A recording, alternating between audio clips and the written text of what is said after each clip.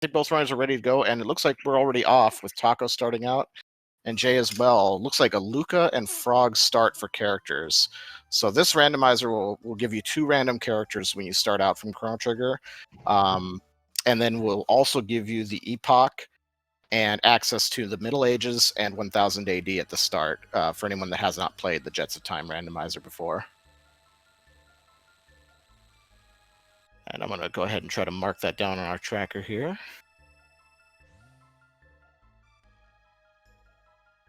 So as in vanilla, characters need to unlock magic.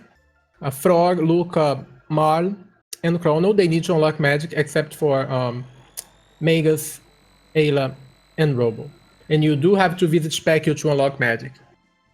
Yes, and I believe with the settings that we're using for this tournament, the techs are randomized. So by unlocking magic, that means unlocking any techs past the 3rd tech. But you can potentially have magic techs shuffled into your first 3.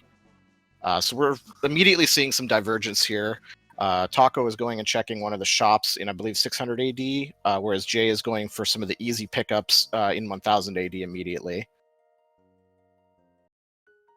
Yeah, at the start, we are looking to buy ethers, meat tonics, shelters, revives, and heals. Those are the main consumables that we're looking for. Yep. Now Taco is actually checking a key item here, which is the Chrono Trigger. You can buy for 9,900 gold. Chrono Trigger is a very important item. It's one of the key items that's needed for one of the go mode paths to finish the game, and you'll also need the clone, and that will allow you access to the Death Peak in the future timeline, which will then unlock the Black Omen. And to unlock future, you actually need the pendant, which is another key item that is randomized. So Taco right now is actually talking to the carpenter, which will allow him to get another key item after he talks to his wife. Correct. And also checking for that shop there. And just to clarify, the key items are not something that is shuffled into the chests in this game. This randomizer places most of the key items that you see on the tracker there at various locations throughout the game where you would normally complete quests during the main storyline. So you don't have to go around and check every chest in the game to find your progression. The progression is going to be behind, dungeons and quests and bosses that you would otherwise do in the normal game. Yeah, so Taco actually got the Moonstone. The Moonstone is a quest that requires completing. It requires King's Trial, so he can't do this quest right now. And to answer a question in chat, if there are multiple paths, yes, there are. There are 2 main paths that you can take in this randomizer to complete the game. One of them is through the Black Omen, like we mentioned, which requires you to get access to the future timeline, as well as the Chrono Trigger and the clone to access Death Peak. The other path that is available to the runners will be through Zeal and through the Mammon Machine Room, which will take you down into the Ocean Palace and allow you to fight Lavos at the bottom of the Ocean Palace. Yeah, so Taco right now he entered the desert, which is an area that you should not be entering at this level, because you actually get 1 hit kill by every enemy here. But if you run away from this fight, and you do a very precise line there to reach the lower part, you can actually loot everything and get some very good items very early on. So that is a nice strategy for Taco there. Yep, and meanwhile, Jaychalke is clearing out some of these relatively easy fights over in Medina Village just for some early XP. Usually not a bad play, and you get some money and stuff too, which you can use to grab the... which you can use to grab some tool, heals and maybe some weapons or something like that, which are all shuffled around in the shops. Jay is about to get his Moonstone here, I believe. And Taco found a big hand, which is a very good weapon if he gets Robo. So the next place where you are actually getting a character is Cathedral, which will be replaced from Vanilla Frog. So let's see. Yeah, and that was another thing I wanted to talk about too for those unfamiliar with the randomizer. The characters, you can get more characters in this randomizer by going to locations in the game where you normally acquire a character. So one example of that is the cathedral, where normally you would first meet Frog in the story. And so the randomizer will place a character there, and one of the but it'll be a random character, so it could be anyone from in this, with this setup, it could be like Chrono, it could be Magus, could be Luca, anyone. Yeah, so Taco is doing like more fights in Guardia Forest just to make sure he gets the next tech for both Frog and Luca. You just need a few more tech points to get the next tech. If he gets an AoE magic, it's going to be really good to clear out Cathedral. That's what we are looking for here.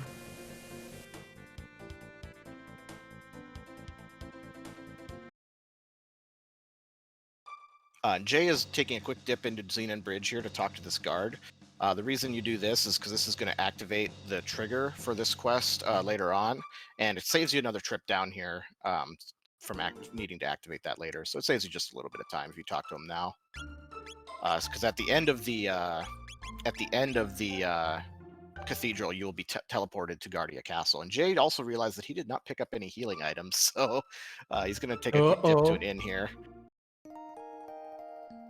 Yeah, you can't miss your eaters, your heals, your revives. If you forget to buy revives early on, then you actually face your... I mean... your destiny when you look at your inventory and you see 0 revives and someone died and you're like lost. One of my favorite things... you need revives. Yeah, one of my favorite things about this randomizer, actually from someone who's played Chrono Trigger for years, just casually, is that it is quite challenging, especially if you're trying to do it quickly. And you have to actually watch your gear and your items and your health a lot more than when you play through the game casually and know it like the back of your hand, like those of us who've been playing it for years do. And that it really adds a nice little challenge, especially if you play it on hard. Now we're playing it on normal here, so the gear that they find is going to be a little bit more forgiving, but it is still shuffled, so they might not get lucky and find good gear early on. I haven't got a good look at anyone's techs yet, have you? Yes, and Luca just learned Flare, which is an awesome start for Luca there, because Flare can just wipe the screen and kill bosses very fast. Yeah, so Flare is one of the best spells in the game, hands down.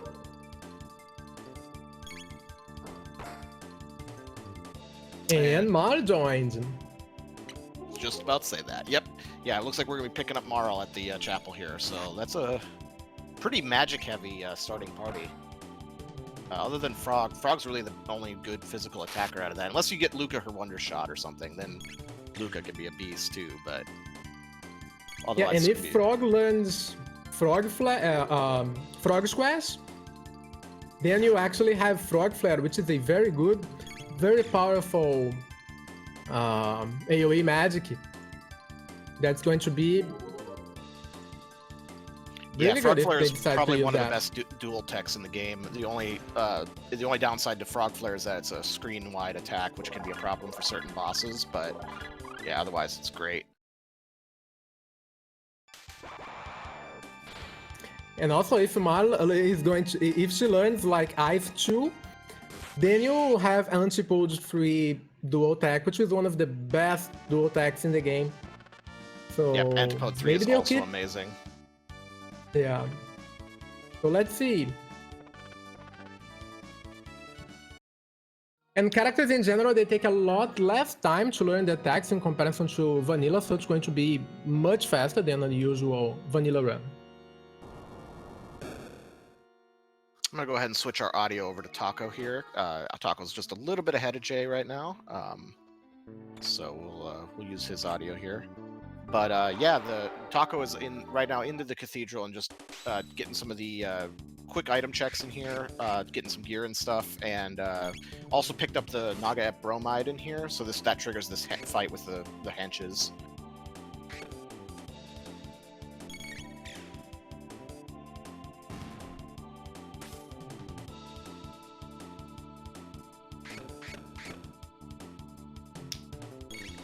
So they get this fight. Taco is getting this fight in the bromide room just to get this bromide because you actually have access to a magic tab, a speed tab, and a power tab, which is different from vanilla. So it's actually very good to get them. I actually didn't know they changed that from vanilla. So that's knowledge for me. Yeah.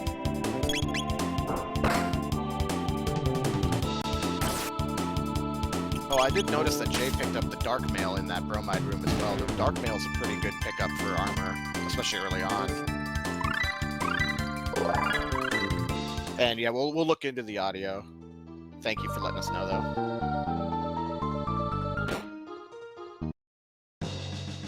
though. Mali learns Life 2 in Taco stream. So Life 2 is a very good, powerful late game tech for Mali because she can revive any character with full health. So that's going to be handy. And also the Rage Band picked up on Taco's side there. Rage Band is a accessory that lets your characters counterattack any attacks on them with a 50% counterattack rate. Can be very, very handy on certain characters, especially like Ayla or Chrono, if Chrono has something like the Rainbow or equipped. So that's a pretty good pickup there too.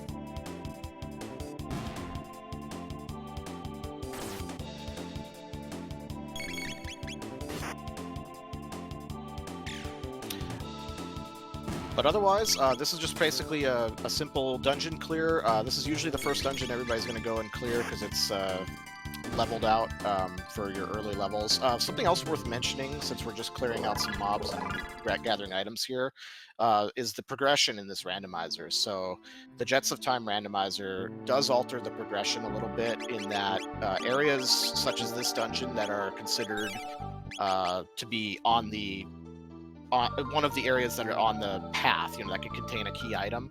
The mobs in here, for the most part, will drop, or not drop, but they will grant you bonus experience for a little bit quicker progression, depending on your difficulty settings for the randomizer, of course. But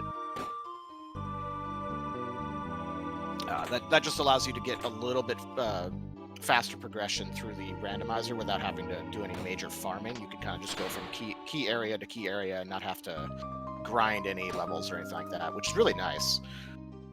Yeah, usually you don't need to grind this randomizer. The only exception is that if you have you get a very early go mode, then you actually need to grind to face lavas, or else you're going to be too low level to face lavas.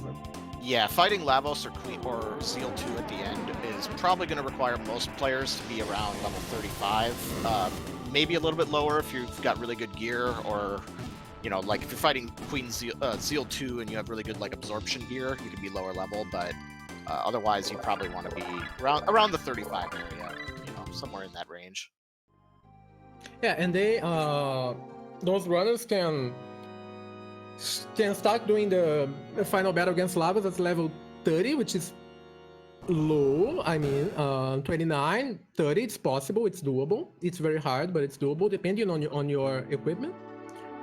If you had good equipment, it's feasible. If you don't, then it's hard.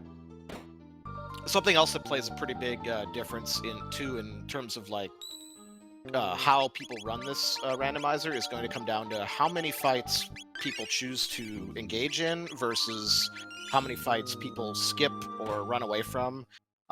Some people prefer to get a lot of the XP and possibly good item drops from fighting more battles. Other players prefer to just go for pure speed, but risk the battles, the later required boss battles at a lower level as a result.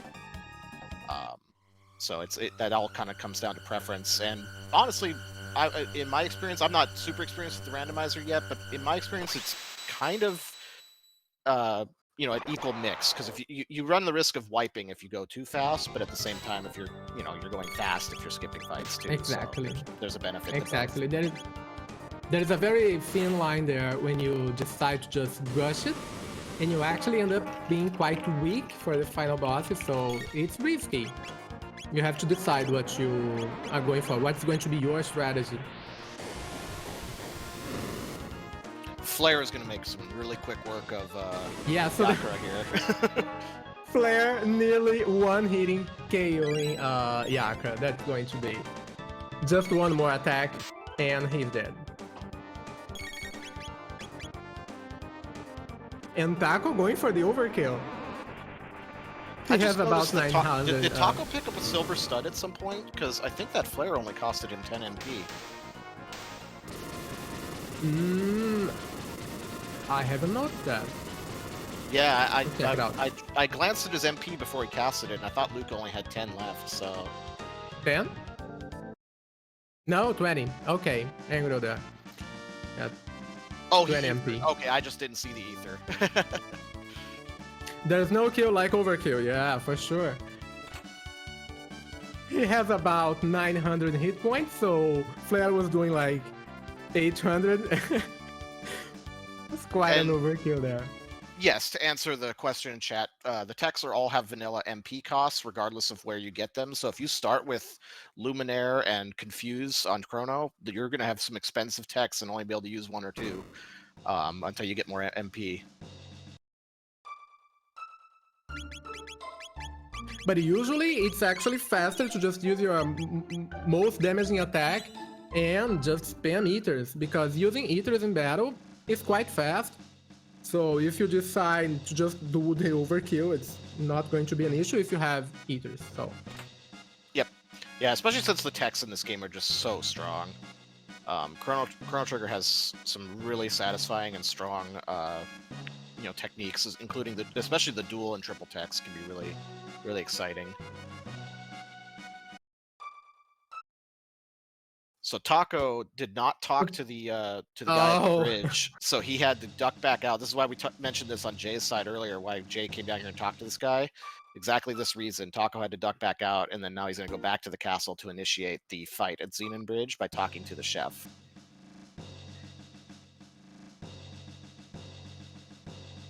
So by talking to the chef there, we are going to get another key item. So let's see. And Taco is holding at the stairs there for a second because if you leave before that dialogue finishes, this little scene won't trigger. And I think everybody that's played this randomizer has done that at least once. Okay, so the key item for Taco there was Robo's Ribbon, and he's opting to actually save and quit out. So he's not going to do the Xenon Bridge fight because that's not a very good key item.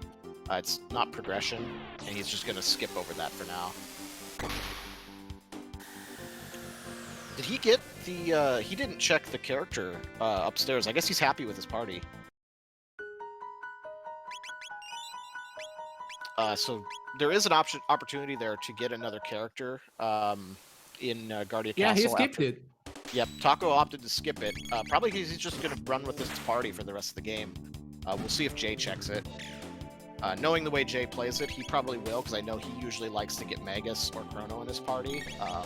I'm much the same way. I like to have one of those powerhouses in the party early on. But this is a really strong party, even in its own right, especially if you find good gear for Frog, like a demon hit or something. That'll go a long way. The only issue I see is if the character that was locked behind Cathedral is Robo, because you actually need him to complete the quest. Right, yeah, Robo is required to complete the Desert Quest, and Desert Quest could contain a Go Mode item, so that if Robo is up there, that could come back to bite Taco by skipping that.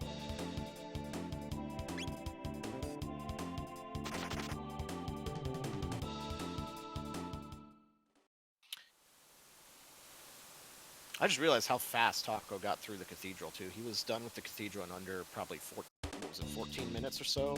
Jay is just finishing up now at about the 20-minute mark. It'll take him about a minute to kill Yakra here. And Taco is doing Hackron Cave right now. He is actually running away from those fights. They give quite some good tech points for early game, but he's just rushing it. Yeah, these fights, the only problem with them, and probably the reason Taco is running from them, is you do need, well, you don't need, but it definitely is easier to have magic to kill these enemies because they're very resistant to physical attacks. And I don't know how many of his characters really have magic besides Flare on Luca, so he may be just opting to save his ethers here. And also, he didn't unlock magic yet, so Yeah, we haven't seen a gate key, so we haven't been able to go. Oh well, there's a couple different ways to unlock magic. You could also the gate key is one way, and then what's the other way to get to the end of time? I forget. You can finish factory in Right. the Okay. future. But you need access. So to you the need the future pendant. way. Yeah.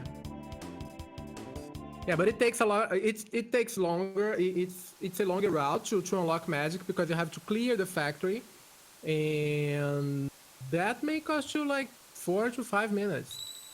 So the two different ways that you can get magic, just to clarify, one is by getting access to the future timeline, which is going through the prison sequence at Guardia Castle 1000 AD, which requires you to first have the pendant to trigger that. The other way is to get the gate key, and then you can get access to the end of time portal by going through the portal in, I think it's Medina, right? To get to the Yes. prehistory. Yep. Yes. Yeah, and you go to prehistory and you just reach the portal there, so it will take you to end of time. There you can unlock magic. Okay, we're about to find out which character Taco skipped over here. Oh, who? Is it Chrono? Is it Megas? Jay's Is this having Robo? trouble finding the trigger. You have to hit the corner of the stair. Yep. Oh, it's Megas. Hey, that's a powerhouse. I think we're gonna see Jay swap Magus in here. I know he's a big fan of this character. Yep. I don't know about switching Frog out, because Frog has the AoE heal, but hey, whatever works best for you. Yeah, maybe he wants to do some antipodes now. And Captain Marlin, Luca. Yeah, Maro and Luca. I mean, this is now officially a glass cannon party. I know people were calling it that earlier, but this is now officially a glass cannon. It's a very powerful party with lots of excellent spells available, especially if they can get to the end of time. But yeah, with Frog swapped out, Jay no longer has a character that has an AoE heal in his party. Marl has a single heal, but not any AoE. And Taco just killed Hakran, and after killing Hakran, you beat Hakran, and then you talk to Taban at Lucas' house. So he's going to give you a key item.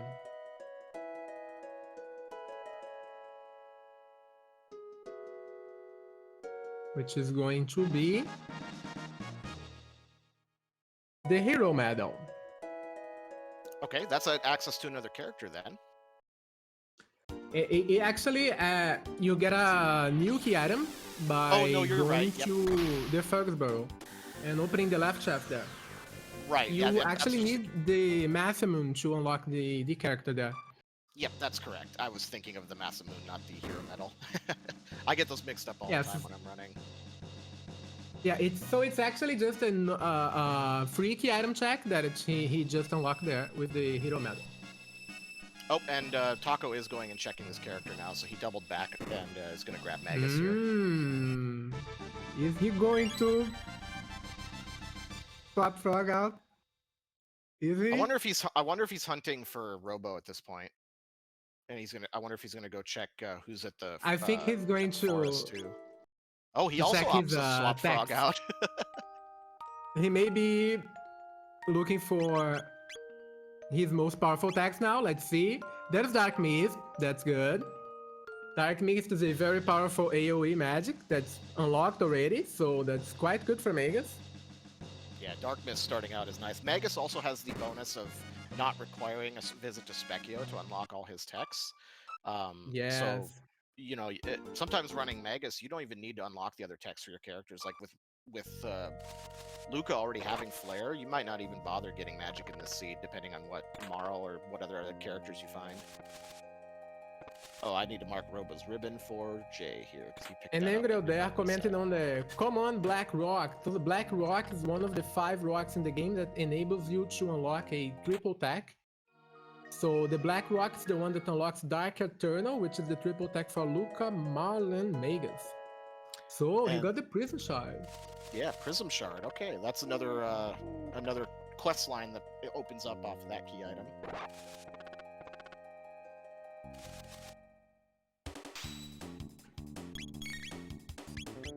So some interesting route divergence here. Taco going for some really fast chained together checks here, but not really finding a ton. He found, a couple key items that unlock more key items, but nothing strictly related to Go mode. Jay, meanwhile, opting to continue with the Xeno Bridge battle that got him the Robo's ribbon. And knowing the way Jay plays, he's probably going to move on now from here and go do the Denadoro Mountains and defeat Masamune at the or Masamune at the top there, which Taco is now just entering as well. So we're probably going to see the routes converge here a little bit immediately following Jay's battle with the boss here on Xenon Bridge. And Taco also took that battle there in Cursed Woods. He decided not to skip it because they can actually drop some very, very good, powerful items for the early game. So I've seen gold studs there. So it's better not to skip them. Yeah, that's something I'm still learning with the randomizer is like which particular monsters can drop, better tier items because the items are shuffled in terms of the drops, but there is tiers to them. So certain fights can have a better chance at better stuff. So those guys are quite an outlier. So they were dropping barriers and lapis. So that's awesome for the early game. Yeah, Lapis and barriers. I mean, Lapis is one of the best items you can lay it on because it's not a mega elixir, but 200 health to all your party members can be a really good clutch thing to have in your pocket when fighting some of the bosses later on in the game. And yes, and Chad is correct with mention that the sealed chests usually have really high tier items. So we didn't really talk about that yet because neither runners found the pendant, but you can charge up the pendant with the flags that we're running in this randomizer by simply visiting the future once you have the pendant unlocked. And once you do that, it will be able to open the sealed doors and chests, granting you access to the pretty high tier items hiding inside. So Taco will be going to rush it in the Denadoro Mountains because those encounters can be... it can take quite some time to kill them. And they don't give much XP, and the items are also not good, so it's better to skip them all. Yeah, I think most people tend to skip most of the encounters in Denadoro Mountains. We may see Jay take a few more of the fights. Oh. Yeah. Taco missed one. Yeah, he bumped into that one, and at the same time I was oohing because Jay just had Marl go down against Zombor here. Oh, there's Doom. Yeah, he's having a little bit of trouble with Zombor here because I don't think he has any really good single target techs, and most AoE techs will damage one part of Zombor but heal the other. So it can be a little tricky. Will he decide to... Yes, he's going to revive Marl. I think now that he's got the top half down, he should be fine for this fight now. Yeah, he could actually have used the flare to just kill the bottom half. Yeah. Because the bottom half is vulnerable to fire. Yeah, bottom half vulnerable to fire, and the top half is... I can never remember what the top half is vulnerable to. Oh, and that is a silver stud. Yep, silver stud on Taco's side. The waterfall shaft. That's awesome. Yeah, that chest in the waterfall is one of the higher ranked chests in terms of the item tiers. So there's a good chance of finding something good there. And the silver stud, for those who are not familiar, reduces MP costs by 50%. So Taco slapped that on Luca so that her cast for flare is only going to cost 10 MP now. Taco is just going to flare all the things for 10 MP. Okay, Zombor's down on Jaychalke's side. But Zombor dropped a Hurricane, though. Hurricane is a good pickup for Magus. That's a pretty nice weapon.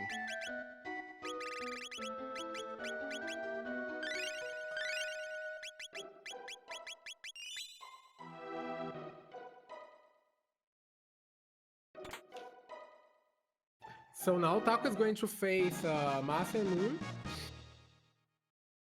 When you finish this fight, you're actually going to get another key item. So let's see what is going to be Taco's new key item now. You can actually skip this fight. Let's see if Taco managed to do the skip. Yeah. I still don't know how to to skip that fight. I get it's about like 10% of the time I go up that ladder. Yeah. Oh no, you have to wait. You have to wait for the second rock to be thrown at you, and then you can rush it. But you do have to wait for the second rock. Gotcha. Yeah, it's If you go too fast, like he's actually going to be like lurking there, and he's not going to enable you to go up. Jay just quickly taking care of some shopping here, selling off some of the items he's picked up. So this is another argument to be made for some people like to take more of the fights.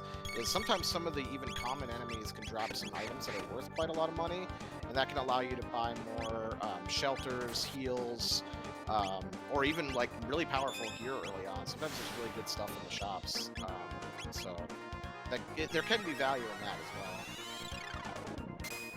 Jay just coming into the Denadaro Mountains right now, right behind Taco.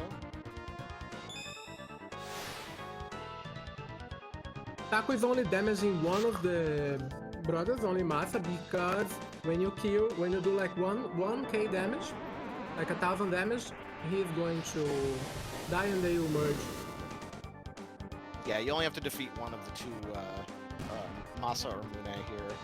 And once you defeat one, they're both the fight will end and move on to the second phase.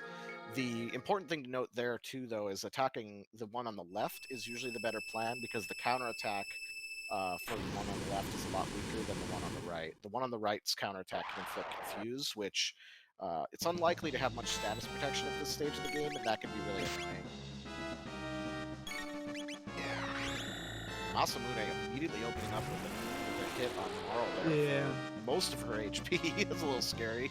So yeah, against for this fight, Masa and Moon, you actually have to keep healing constantly because every attack is overpowered for your level. Yep. Exactly, 2 attacks will kill everyone. Luckily, Masamune tends to only use attacks that damage one target at a time. He has a couple AoE attacks, but the one is locked behind a slow charge up that is, we'll probably defeat him before that can go off. And, Yeah. The other one is going like to on a defeat really rare him trigger, before. I think.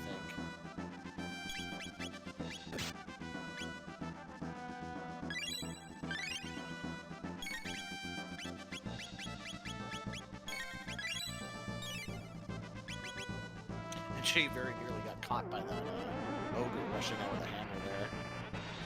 That ogre can be sneaky. Oh, there's another fight in the other mountains for Jaychalke. And luckily, this is a quick one. Just whack it. Yeah, this one is a quick one. I know Jay doesn't like to skip a ton of fights. He tends to skip the ones he can quickly, but if he gets into a fight, he usually will opt to complete it real quick. There's Antipode 1 for Taco. The girls just learned Antipode 1. Nice. Very handy spell to have. We'll see the key item on Taco's side now, and see what they're getting.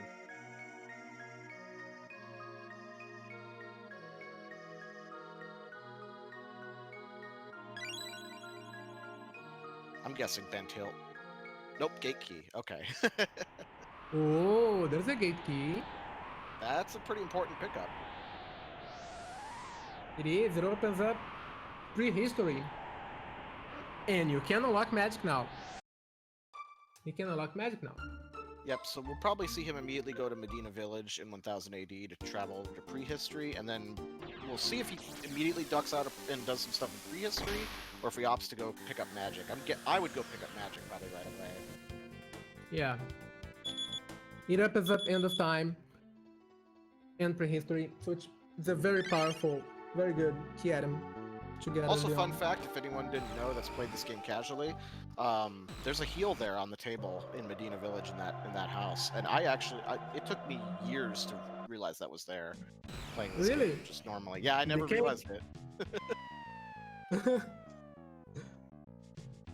I think I found that on like my 5th playthrough of the game, and I was like, oh, okay. Oh. Yeah, it can become quite handy if you can spare a shelter. Yeah, it's especially useful when you're trying to go fast in the randomizer here. And shelters in Jets of Time, they are very expensive. It's like 1,200 gold to buy a single shelter. That's like a lot of money. To answer chat, this is not normal Chrono Trigger. It is the Chrono Trigger Jets of Time randomizer. So this is a shuffled playthrough of the game using some slightly altered rule sets, with the goal to reach Lavos or Zeal 2 as the final boss. And we're seeing Taco here. Characters. Go ahead. Oh, no, go ahead. I was just say Taco here is getting magic, so we're gonna just unlock that for Marl and Luca here, and that'll give them one more tech each, and then also the ability to unlock the rest of their techs.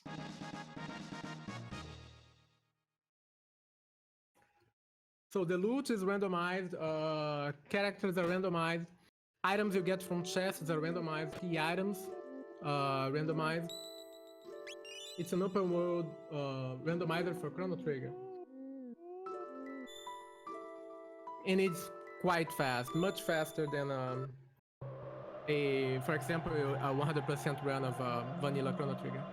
Yeah, a typical run of this for moderately experienced Chrono Trigger players is probably about 2.5 to 3 hours. For experienced runners, there's some runners that can pretty consistently get sub 2 hours as well. So it really just depends on how fast you go. But yeah, it's a lot faster than the base game for sure.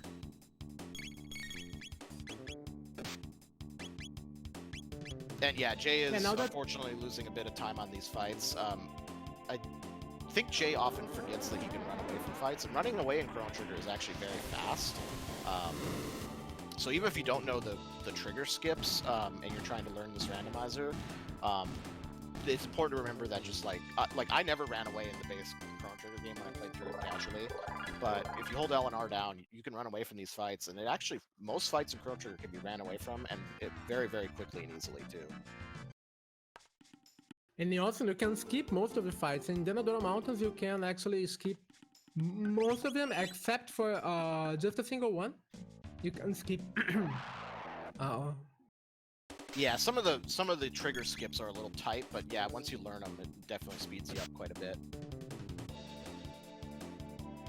Oh, I just noticed that Magus's other tech was Black Hole. That's a little unfortunate for his first tech, because not the best spell in the game, but it is what it is. Yeah, but it fortunately, yeah, Magus has a Dark Mist, which is his second best tech, which is pretty good. Also doesn't cost 20 MP like Dark Matter. It's important to note too that, MP. just to talk with chat here, Jaychalke is fairly new to the randomizer as well, and he and I started playing this about the same time, and Jaychalke also picked this up immediately after finishing Chrono Trigger casually for his first time ever. So he's pretty new to the game in general, and is still learning a lot of the various techniques and strategies. But he still puts up a pretty good time, respectable on the randomizer oftentimes, and yeah, is able to. He's also out of practice. He told me to let everybody know. He hasn't played much recently. Taco actually succeeded there in a very tight skip, and there he goes another time. That is a two pixel perfect skips in Deck to Nest, and he gets Robo. Yep. Okay, so Robo's the character hiding in prehistory. That could be important if the desert is hiding a go mode item. Exactly. And Molly has eyes, which can come in quite handy to fight Red Knight boss, because he is vulnerable. It lowers his defense. Yeah, all the enemies in the desert are vulnerable to water spells, including ice. The Ret Knight doesn't take damage from ice, but it does lower his defense, which comes in very handy. Jay starting up with the Masai and Mune fight here. Jay has been taking a lot more fights than Taco has, so this boss battle should go pretty smoothly for Jay. It shouldn't be too much of a trouble. So he's going to be a lot higher level than Taco was when Taco did this fight. Yeah, I think with Fire 2 and Unchpose 1, this battle will be over. At least for the first part. Yep.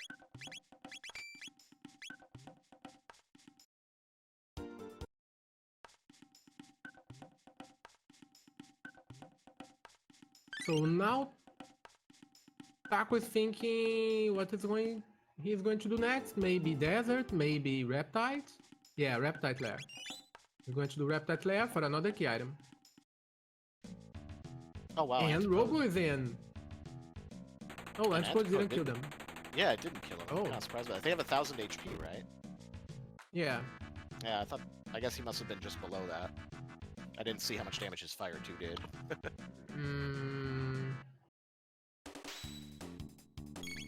Yeah, that's why there's no kill like overkill. Right. That's overkill with Flare.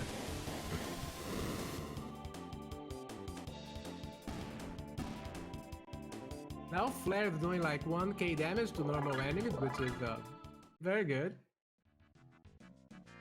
Yeah, and Robo swapping in is a good play here, I think, too, because Robo has really good attack power, really good HP, and also has a really nice AoE heal. Now I don't know if he has it unlocked yet because the techs are randomized, but you know, hopefully he can unlock that without too much trouble, and that'll come in very handy for the later stages of the game.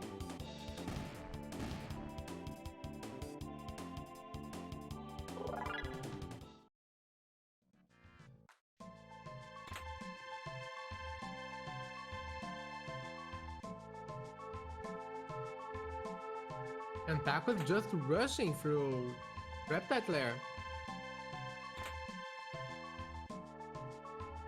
Black Vest. And I do remember he got there too. Another skip there. Let's see. Yeah, battle is skipped.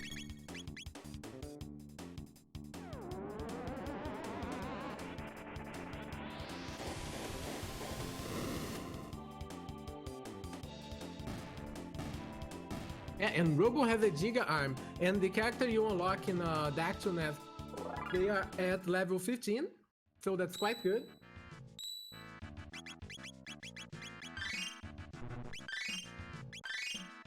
Oof, Jay got hit by the AoE move from Masamune there. Uh-oh. Mara That's not went down, good. but I think this guy's almost dead, so Jay might just try to just go for it here. We'll see. No, he's gonna. Oh, ouch! She lost Luca too. Luca's I dead. didn't see that. Yep. He's gonna go ahead and try to heal up here. Uh-oh. Should be okay if he can get a heal off here. He's charging again.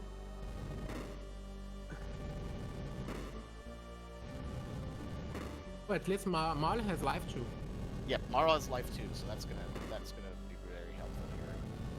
And yeah, Jay's going for attacks here because Megas is going to be dead, but he's going to die by the counter. Yep, die from the counter. He's got to be low on HP though. Uh-oh. Ooh, Marley's dead. Maybe a flare. Maybe flare will save him.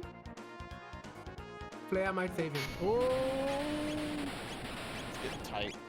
Then this is what we're talking about. Masa and Mune combined is, even if you do take the extra leveling, she's dead. Even if you do take the extra leveling, this fight can sneak up on you and get out of control very quickly. Yeah, it can. So the idea there is just to go use your most powerful attacks, spam eaters, and uh-oh, Marley's going to die. I wonder if Jay saved before he came in here. Ooh, I hope you did. Ooh, crit from Vegas, 500? Is that enough? No. Oh, man, okay. So Jay's gonna take a wipe on that. Hopefully he saved before coming in here. That's most unfortunate, yeah. Yeah, that stings. This fight can be mean, yeah. You can't lose control of this fight. You gotta, he always, every turn, he's going to damage one of your characters and you must heal if you want to stay alive the fight. You gotta heal and go for your most powerful attacks. It can get out of hand very quickly. Yeah, and the save is also rough. It's a little ways back. Oh, Jay got that skip though. That's on that fight. That's nice. That'll save him from having to worry about that. He's just gonna check his equipment here and make sure he doesn't. And on Taco's side, Miz is defeated. That's going to be another key item for Taco there.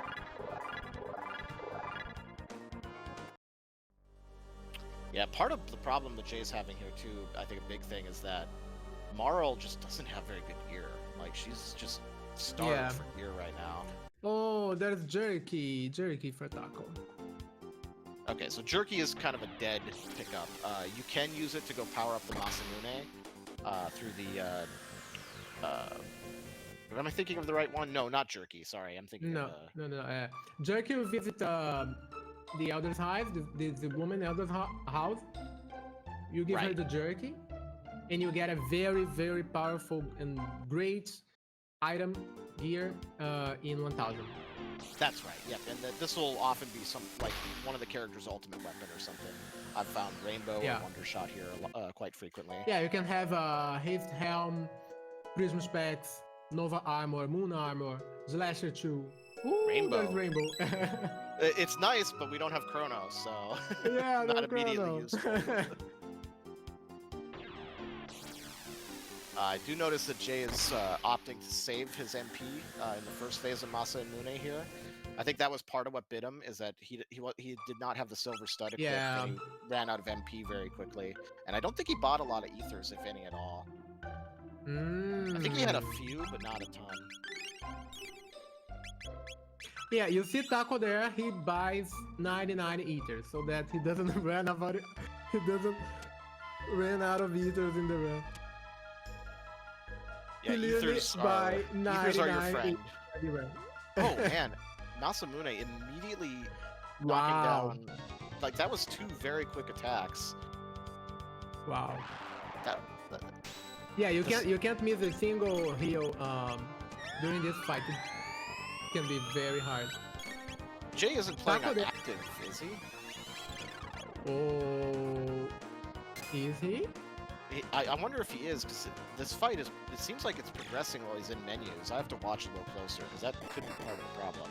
So Taco using ice in the upper part of Red Knight boss there to just lower his defense. Oh, and Robo has Uzi Punch. And wow, this is good.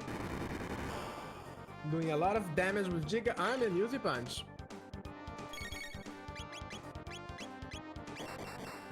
Just attach Rainbow to Robo's face. If only that would work. Yeah, so ice there again in the lower part of Red Knight boss, just so that you can lower his defense. And then doing Uzi Punch again. Oof, Jay took another wipe to Masamune. I think he might want to lower his battle speed. Yeah, I think he might have his battle speed on 1. 1 is... On 1? Is hard. It can be, yeah, it's rough. Let's see if he does that. I usually run with battle speed 2. Some runners run with it 1, but I think 1 is can get really hard. Yeah, I usually... Oh, and Frog doesn't have his AoE heal either. That's not good. But he does have the cheap slurp heal, which could be useful here. Maybe swap Marl out for that. Yeah. Oh, did he actually do it? No, yeah, okay. He didn't actually do it. He thought about it, but opted not to. Oh, if he selected active, that might be what's really killing him, because he always plays on wait. So hopefully he realizes what he did. Oh yeah, for sure. This battle when you are doing with the active mode on, it's very hard. Yeah, especially at the higher battle speeds. So Red Knight there, he simply is defeated. Okay, we'll find out what the key item is here shortly. Key item now.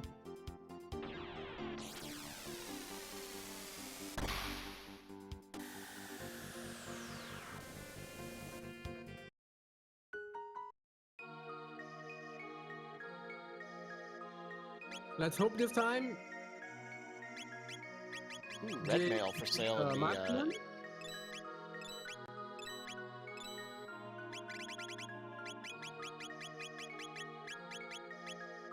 and red mail was for sale in the cathedral shop for on Taco's side there. That cathedral shop always has really good items, including lapises guaranteed, which is very nice for picking those up if you have to spare And he money. bought 2 red mails. Maybe he's planning for Son of Suncheck. Yeah, he might be opting to head that direction, but he needs to find a way to get to future first. Right now, I think that's Yeah, still we see 2 robots there in Taco Hero screen. Yeah, we just ignore that paradox. Oh, and there's the Dreamstone. There's another Ooh, Dreamstone item is very big. important for Go mode.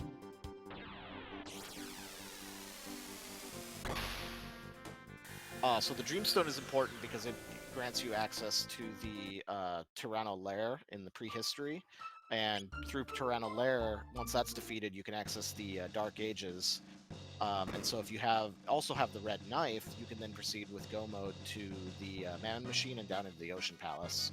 So it's one of the puzzle pieces required to finish this seed, possibly. Yeah, so to there's finish other the paths seed now, available too. Taco just needs the Ruby Knife and he's at Go mode.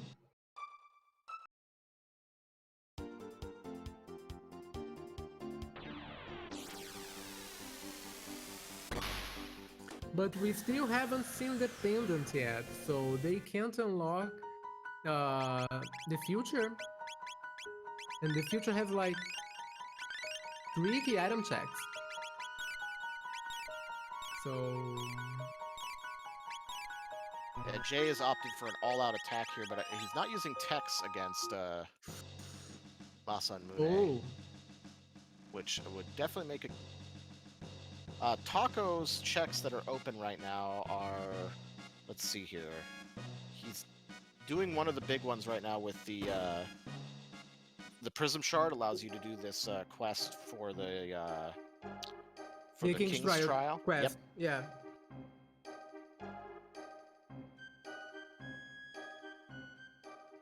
Oh, he did Hacron, he did Denadoro, he did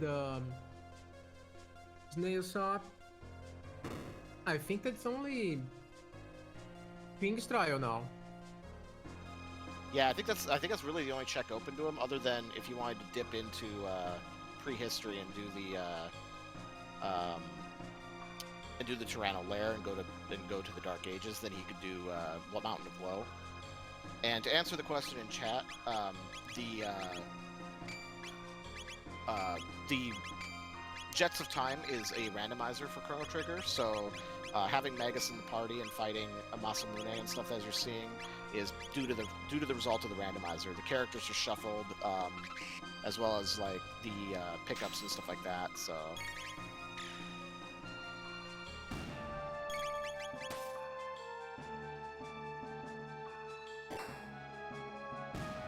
Jay is going to go ahead and get. He's going to knock out some. He's going to just quickly grind up a couple levels here. Yeah. He's just struggling with that Masamune fight. So this isn't the worst plan. He's going to get through that fight to get his progression. So. Oh, he's going to grind a little bit. Yeah, just grinding a little bit on these easy enemies.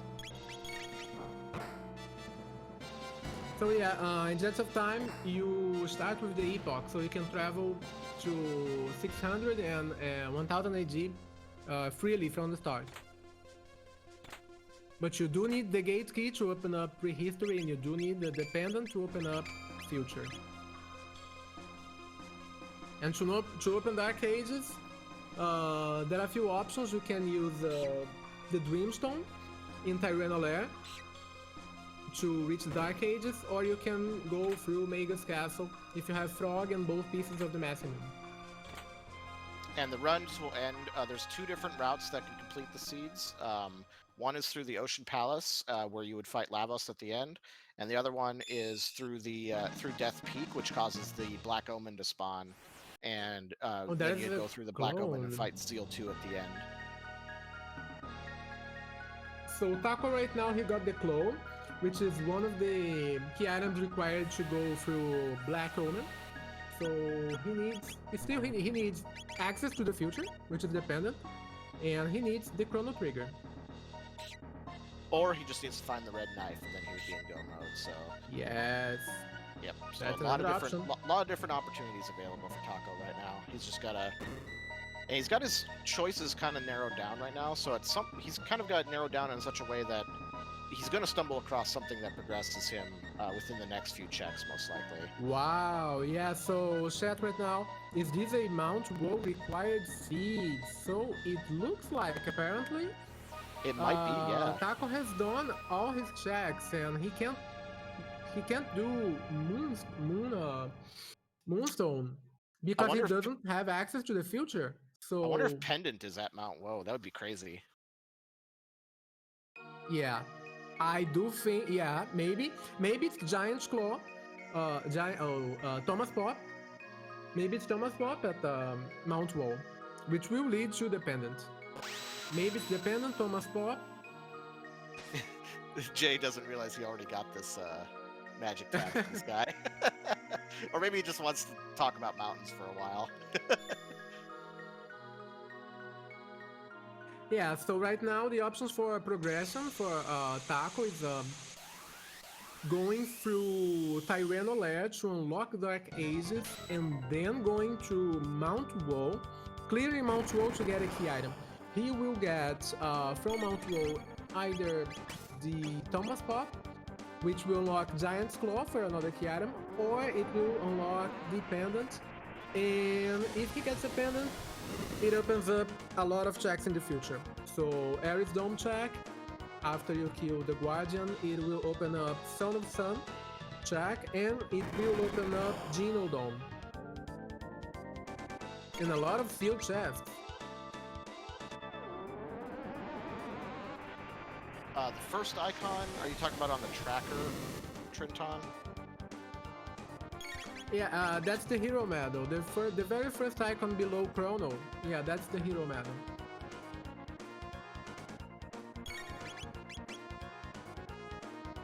The icon below the hero medal there, it's Thomas Pop, which enables you to go to Giant's Claw Dungeon in 600 AD, which enables you to get another key item after you defeat Rust Tyranno. So right now, Taco's doing his fight against Yakra 13. This fight isn't that hard. You actually just have to keep track of if someone that actually can do a lot of damage is like Chaos.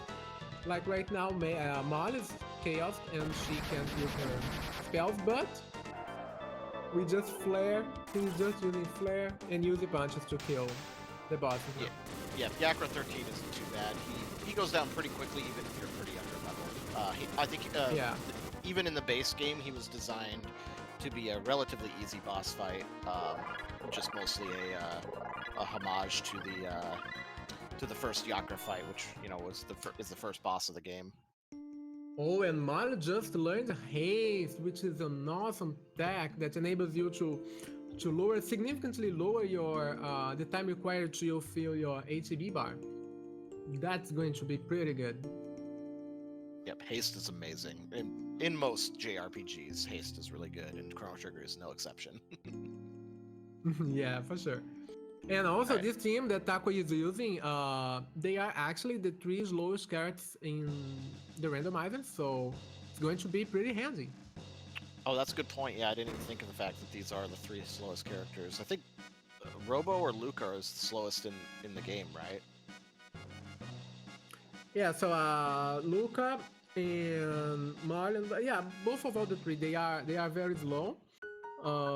You need some speed tabs, you need speed belts, you need dash rings to raise their speed up. And when you get haste, now Taco has haste, that's going to be really good because you don't have to worry too much about them being that slow.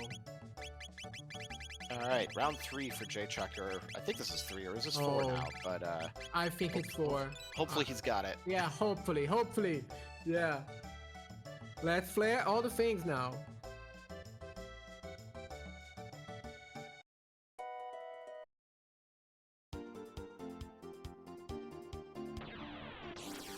Yeah, Taco just realized that he has to go through Tyranno Lair to get progression now, and he has to prepare for the battle against Tyranno because that battle can get quite hard. Yeah, especially If you since don't Taco protect has... yourself. Yeah, Taco still has pretty low gear on a lot of his characters, so that Black Toronto, and even the regular enemies here in Toronto Lair, can really do a number on you if you're not careful. These apes especially can be really dangerous. Yeah, but he will run away and skip most of the fights. There are a lot of skips in Toronto Lair. If you can nail them all, you don't actually need to fight any enemy in this dungeon. You just fight Nisbel 2 and Azala and Tyranno.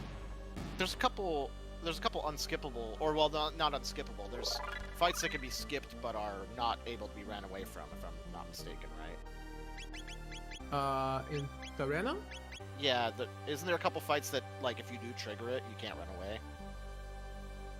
Oh yes, but you can skip. Right, you can skip. There's them. Yeah. So those guys, Taco is actually killing them.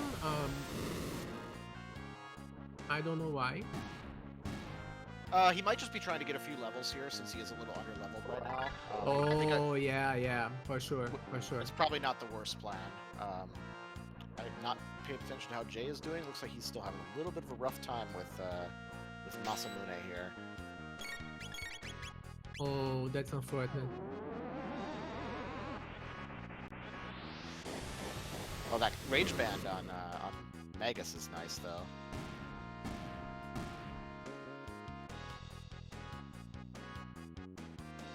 And Taco was using Frog, right, for this fight? He had Frog in for this fight.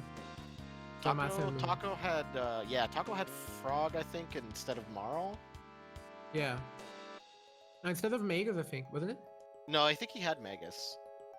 I might be mistaken though. Ah, yeah. Okay, Luca's gonna survive this. Uh-oh. Oh man, yeah, this active. Yeah, I mean, ATB is really rough in this fight. Oh, there's a moon armor for Taco there. Oh, nice. That's one of the best there's another armors in the skip. game. That's a skip there. He got a Magus after Masaya. After Masaya. I don't think Jay put a self-imposed restriction on Flare. Self-imposed restriction. Yeah. Not that I know of. I'm not sure why he isn't using it. Yeah, I'm not sure why. And he's still with active mode? Yeah, he hasn't realized maybe he's he inactive. is. Oh. This is just kind of what we're talking about though. With some of the runners in this tournament are pretty new to the randomizer, and Jay especially. He's only played through Chrono Trigger even casually like once. So he's a little bit, just newer to the game in general, but it's such a fun game that it's a very accessible game, and it's very easy to pick up and learn. You just have to watch out for a few gotchas, like the battle speed and the active versus weight, especially if you're trying to go fast. Trying to go too fast can be a trap for Chrono Trigger sometimes. Especially in regards to... Taco right now is doing his fight against Nisbel 2. You can only hit him with magic unless you hit him with lightning, so it will lower his defense. But I don't think he's going to do physical damage and just flare him to death. Does shock count as lightning, I wonder? I can't remember. I guess we're about to find out. Yeah, shock counts as lightning damage. Yeah, it does, okay. Yeah, I couldn't remember if that did or not. Yeah, so one of his strategies could be using shock and then use the punch, but you can just go with a flare and shock, and he's going to die in 3, 2, 1. You don't even have to worry about your HP here.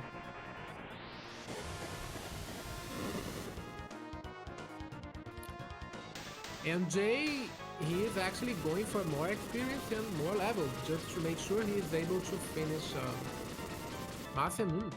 Well, the good news of that is he'll be at a good position to skip a lot of fights later on and won't have to do any farming for levels at all in any of the later dungeons. But yeah, Jay has definitely fallen pretty significantly behind due to the setbacks here. Definitely definitely have to catch him up after the race and let him know about the active versus weight mistake, and that you can change it after the game started, and also to watch the battle speed, because I think that's really the main thing that's getting him here. Oh, and Taco missed the skip there. It's kind of tight. You have like a pattern that you can enter this room, and you do like a V kind of movement, so that you can skip 2 fights here. And yeah, Corinth, we were talking about that earlier. It looks like the seed is a pretty brutal one in that the progression is required to visit Mount Woe, and it's going to be either the Pendant or Thomas Pop in order to progress from here. And yeah, I think Jay may have forgotten that Luca has flare, because I've noticed that when he goes into the menu and checks Luca's text, he sees fire and doesn't scroll up, and I think he hasn't realized that flare's at the top of the list. Oh yeah, maybe. Because it was her first tag that she learned. Oh. I've definitely done that before though, playing this randomizer. I've gotten locked in on like someone's 3rd or 4th tech and forgotten that they have something really good at the top of the list because you're used to seeing it lower down in the vanilla game. You know, like Chrono normally confuses right above Luminaire, but in the randomizer that could be at the top of your tech list. And it's very easy to forget that it's there when you're trying to go fast and you have all these other things going through your head. So I definitely understand forgetting that that you have flare. Yeah. Especially when you're inevitably getting frustrated at this point. Yeah. And now that you have mentioned about Taco getting the fights, he got all the fights there. I think he might be looking for more experience.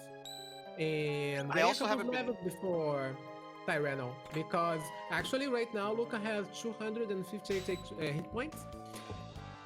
The final major attack that Tyranno will do will one-hit KO Luca and Mar. Yeah, because isn't it about 340 damage typically? Yeah. Yeah. So there are 2 options there that you can use. You can use Magic Wall from Magus, or you can use Barrier to reduce the magic damage from Tyranno. He has an ultimate attack, which usually in vanilla is a fire damage attack, but in this randomizer, the elemental damage is randomized. So you can get no elemental damage, fire, lightning, so he can cast Luminaire on you, he can cast a lot of nasty spells. So you gotta be prepared. Yeah, it can be really rough if you're not ready for it. That surprised me on the first seed I ever did this one. I got whacked by Luminaire and I was like, wait, what? Oh. Yeah. But since we're talking about go on. Since we mentioned that, it's worth mentioning too that this seed is possibly not done being mean to these runners either, because no wait, if Black Toronto Lair is required, then Magus will not be required in this seed, I don't think, right? Because that just unlocks prehistory. What do you mean Magus required? Magus's castle. Magus castle. Oh no, you can't actually access. You need the 2 pieces of the Massamum, so. Right. But what I meant is it won't be required because it just grants access to the dark. Yeah. No, it's not required. Yeah. Yep. So we won't be seeing that. With the Dreamstone, you don't need to clear Magus Castle to access. If you have the Gate Key and Dreamstone, so you can access Prehistory.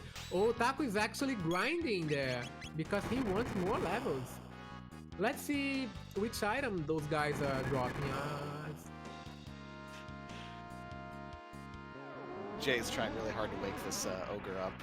Yeah, I think he's planning for attack. I don't know which is the next tech for Mal, but if it's Ice 2, then let's grind it out. That's 14 tech points. Oh, and she learned Ice 2. That's awesome. That's really big for Taco there, because they learned Antipode 3, which is actually going to make the battle against Tyranno much easier. I think Jay is opting to dip out of Denadoro Mountains for a minute. I think he's going to go try to pick up some gear from maybe shops or something. If he did since he did all this grinding, there's probably some good gear he can go pick up, maybe at the. And usually we fight then we fight Masamune at level 11, 10 to 14, and he's at level 17. Maybe that's weight and active thing is actually making the fight really hard for him.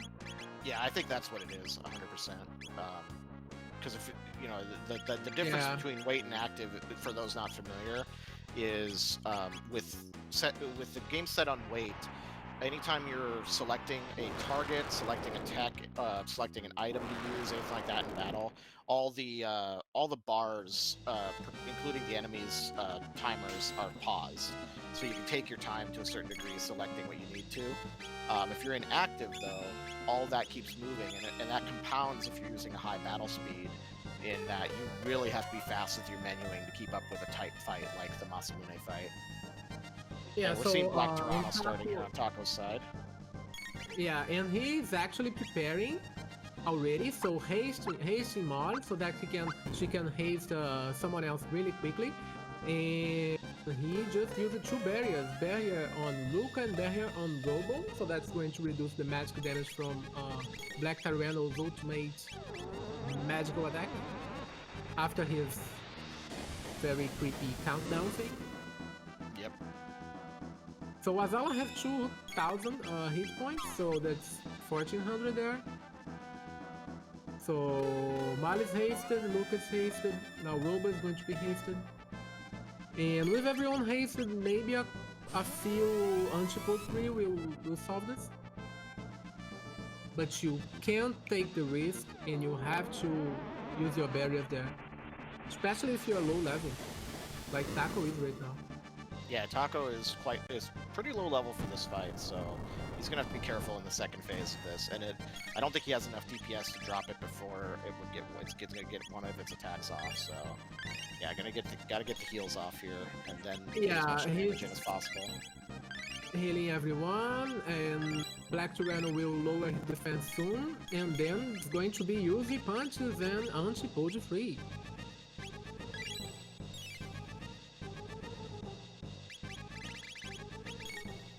There it is, remove defense. Let's count how many anti-pult 3s are required to kill Black Tyranno. There's one. 2,000 hit. So Black Tyranno actually has a semi-random health. So it varies between 8,000 to about 12,000. Oh, I didn't know it had randomized health. That's interesting. Yeah. Is it based on like where it is in the progression at all? Yeah, 8,000 to 13,000. Thank you. What? Is it based at all on where it is in the progression, or is it just random? No. It's just random. Yeah. Okay. Jay opted to go into Hecarim Cave. This is actually a good play by Jay. I think he's gonna get some more levels in there. Yeah. Get another key item. Sure. And we know that what was at Denadoro? Was Denadoro the Dreamstone or Gate Key? Or was it just the Prism Shard? That's a good question, actually. It's possible Denadoro's not even required. So this, I can't remember what the item was that was at Hecarim Cave. Yeah, I don't remember. It was the Gate Key. Oh, it was Gate Key. Then it is probably required. Yeah. Or definitely required. Yeah. I was just maybe getting hopeful for Jay's chances. Black Tyranno is down and no big magic attacks. That's good. Yeah, that was a really good Black Toronto fight. Yeah, very clean. And Taco right now just unlocked the Dark Ages, and he's going to check Mount Woe, which is the only key item check we have in Dark Ages. I wonder if he'll opt to dip into the shops in Zeal at all. There's some really good items you can pick up there. Yeah, possibly.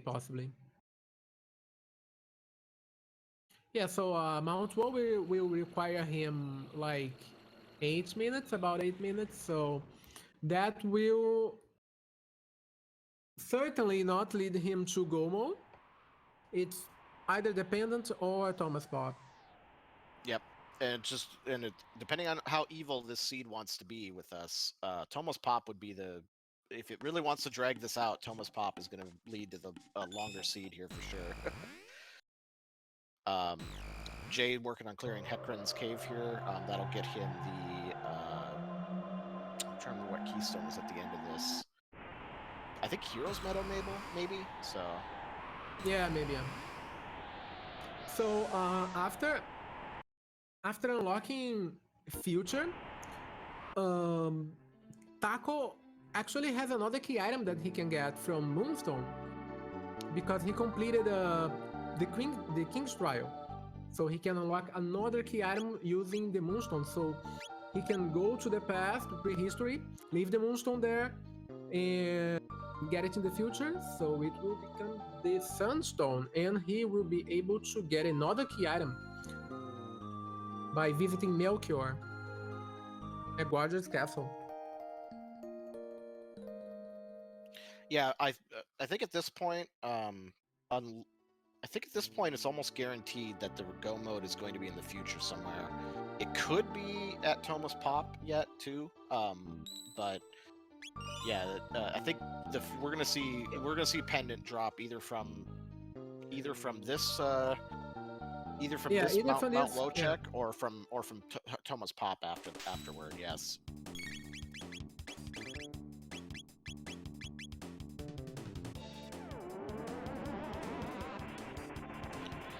So yeah, go mode might still take some time depending where the Chrono Trigger is, depending where the Ruby Knife is. But certainly Taco will be aiming to do the faster checks in the future first, so that's going to be possibly Sunstone or Sun Palace. Yeah, Sun is pretty quick, yep. And Ares Dome, yeah. So it's the Moonstone, get a 50 item, Sun Palace, Ares Dome, and then Geno Dome.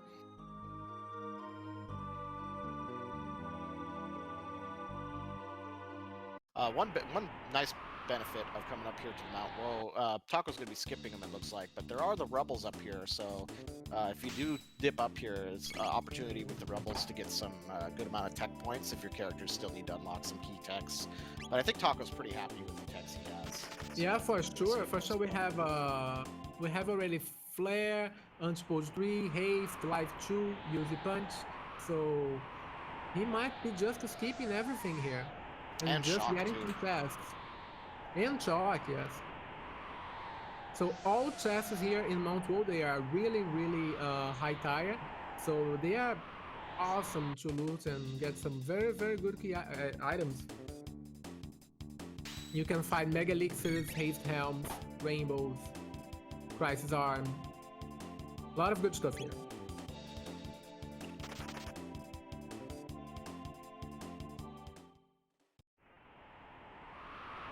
And Jay going there to start the fight against Heckman. Let's hope it's he's at level 18 right now, so it should be okay. I don't know. Yeah, maybe he'll remember he has Flare.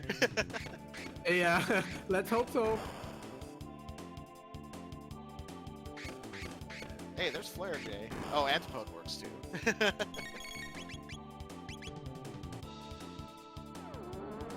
I wonder if he's just being scared off of Flare because of the 20 MP cost. And I don't remember if he ever picked up Ethers. And I do think Flare would be doing... I think it would be doing more damage than Antipode 1, possibly. How much did Antipode Not just sure. do? I think it's going to be pretty close. 700. Yeah, oh, pretty no, close. No. Well, Flare would probably do about... At his level, I'd say Flare would probably do about 900 to 1100. Yeah, 900, about that. Jay did grab the Silver Stud, but I don't know if he's equipped it. Oh. Wow, mine is 1 HP. Yeah. That's lucky. Right. That's Heckman down. You got lucky there. Oh, yeah. Awesome. Heckman is dead.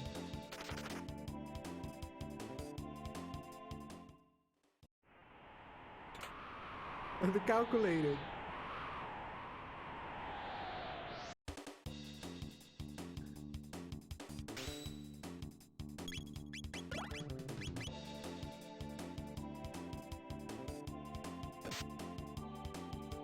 And he's getting The Hero Medal. The Hero Medal, which will lead to the Prism Star. So Jay's gonna probably progress on these quests for a while and probably not bother with Denadoro for a little while. I don't think he likes Denadoro too much now. But he is going out of options, so maybe he will do.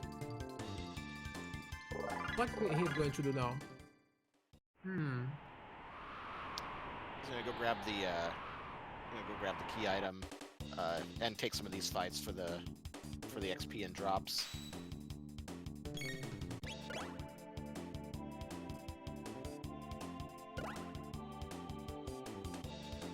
Oh, and Luke is dead. Oh yeah, Luca died on Taco's side.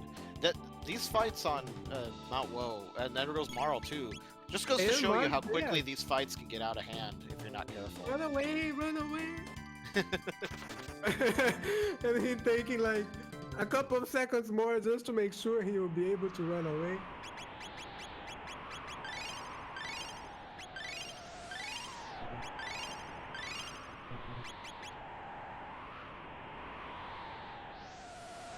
And Robo, they are going with almost 800 hit points. Yeah, Robo just tanking the damage there. Also getting the Prism Shard on Jay's side there now. Which, if I could find it on the tracker... Rainbow Shell. Oh, Rainbow Shell. Its name's a bit different. That's why I couldn't find it.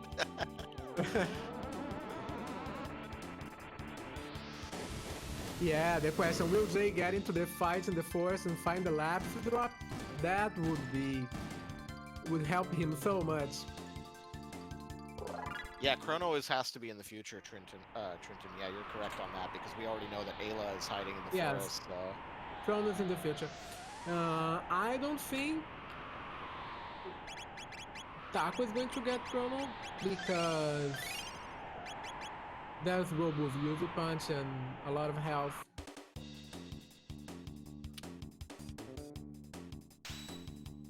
Wispy, the Jets of Time is a randomizer for Chrono Trigger, so yeah, this is an open world randomizer that lets you go through the game in different ways depending on how the seed breaks down. Random characters, text, items, all that fun stuff.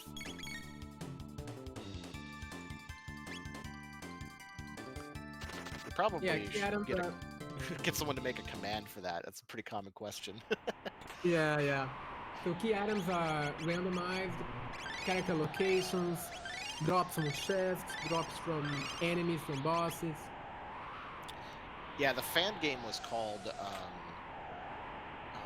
I just had it and I lost it. I can't remember what that was called. Radical Dreamers, I think, or something. I don't even think it was even Nintendo that shut that down. I think that was Square. Might have been Nintendo. I think it was Square. Don't know.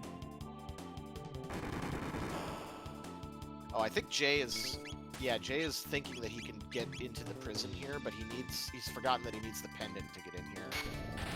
So I think he's a little lost as to where his progression is, but unfortunately he does have to go back to Denadoro. Yeah. He just doesn't want to fight Masamune. His options are doing the Rainbow Shell quest. Oh, right. Yep. That's what he's probably looking for, and he forgot where the trigger is. Again, Jaychalke. You need to be on 600 AD and talk to the king. In 600 AD. I think he's at 1000 AD. I think he was in 600 briefly, but I don't think he talked to the king. No, he's at 1000 now because he needs to go back and to 600 and talk to the king to open up the quest. Yep. So Taco, they are getting a couple of fights. This particular fight I really dislike. I've actually wiped to this fight that Taco's on a couple different times. You did? Yeah, I have, because I got hit by I wasn't fully healed coming into it, and the gremlin guys, the gargoyles, they hit me with the 1 HP, and then the other things finished me off before I could react. Oh, yeah. And I was kind of just like on autopilot. I see. Yeah, for this fight, a silver stud and a blackmail.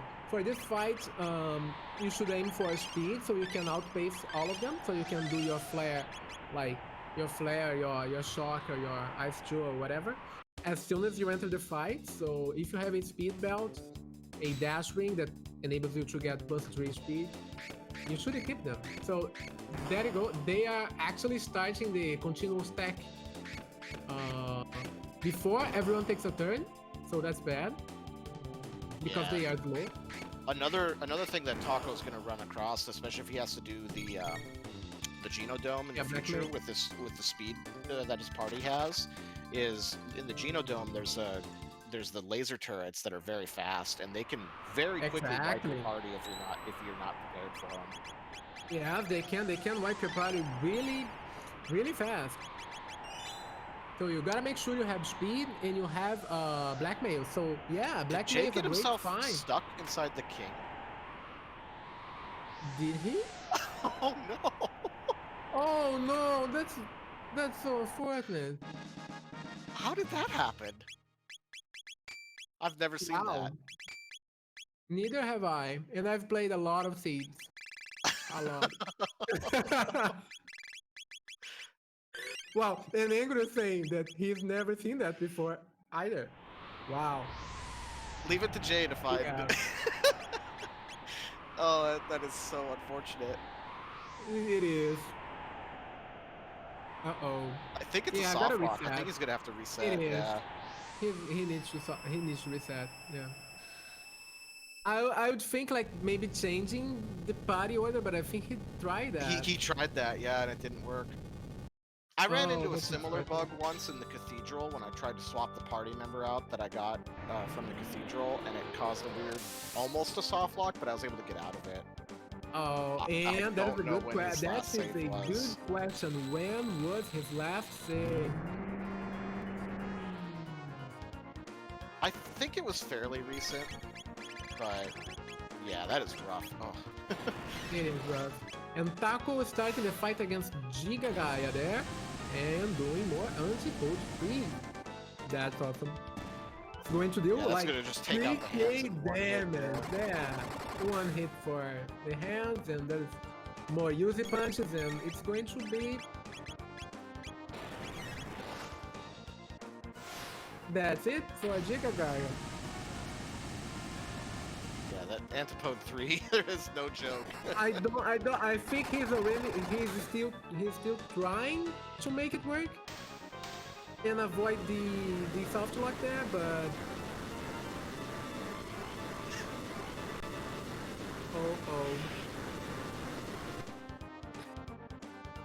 yeah, I think he saved it before coming here. Pre-Hecarim would be the worst case. I know he saved there, but I think he saved since then. I'm pretty sure he did. We're about to find out. Aura Beam. Okay. Oh, wow. That's not too bad. He knows where he has to go from here, I think. But that, oof. He did try to switch the party order, and it didn't fix it, unfortunately. Is he thinking about what he's going to do next? And there it is. It's the pendant behind Mount Woe, which we always dread for. We hate it.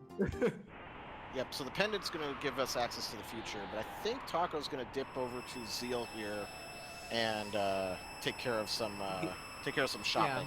Yeah. So there's a shop there in Kazar. There's also a speed tab there. Maybe he's going to get it. In Kazar, you have the access to 2 shops from the new there.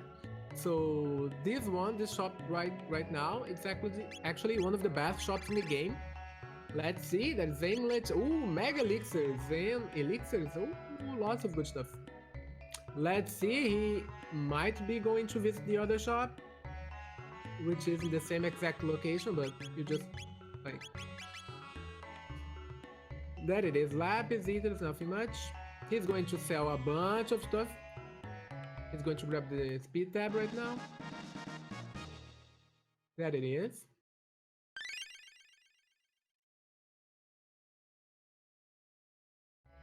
And he actually decided to skip shopping for now. Oh, I didn't see that Megas were in the shop. Yeah, that's huge. Yeah, Mega Elixirs from a new shop. That's huge.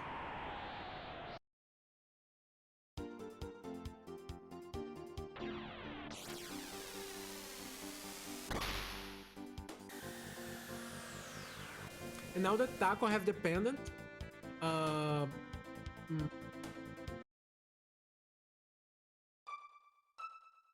Oh, and he's getting the bromide right now. So there's the reward you get from trading the bromide with this NPC here. Yeah, we picked up the bromide very early on in the seed, and in the randomizer here you get a magic tab, a speed tab, and a power tab for turning Power it in. tab, that's awesome.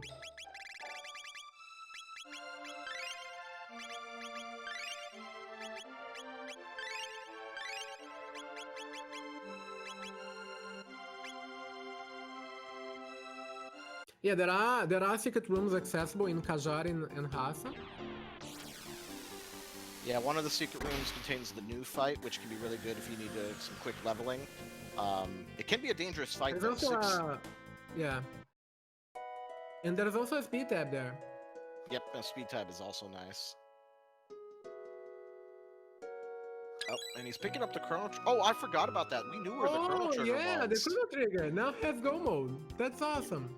I completely forgot that we had seen that earlier Yeah, at the very beginning of the seed. Trigger, where it is.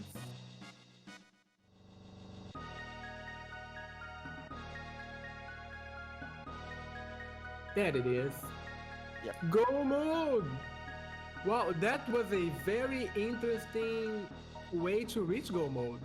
It was. That was very interesting. You had to go all the way to the Dark Ages to get the pendant, which then lets you do this prison quest, which will get you access to the future. And then with the clone and the chrono trigger, you can go and complete the Death Peak, and that'll let you access to the Black Omen, where you can fight Zeal 2, which is considered one of the final bosses for this randomizer. And yes, Red DL, this is a randomized chrono trigger. It's called the Jets of Time randomizer. It's an open world randomizer. Shuffles characters, items from chests, quest pickups like key items and stuff, and even text. It's a lot of fun. Sorry, I didn't mean to interrupt you there. Go ahead. And Trinton there commenting that he'd still be tempted to hit Sun or Ares to try for a Ruby Knife. I think his comment is based on the length, the overall length of Black Omen, depending if you know all or if you know or if you don't know all the skips, it might take longer than going through Ocean Palace. But if you can nail all the skips and do very quick fights against the mutants, which I think Taco now with Antipode 3, you will be able to, and maybe it's a quicker path. I don't know. Clone, I think, might have been desert. I actually don't remember. Yeah, we should have noted all the key item drops, yeah.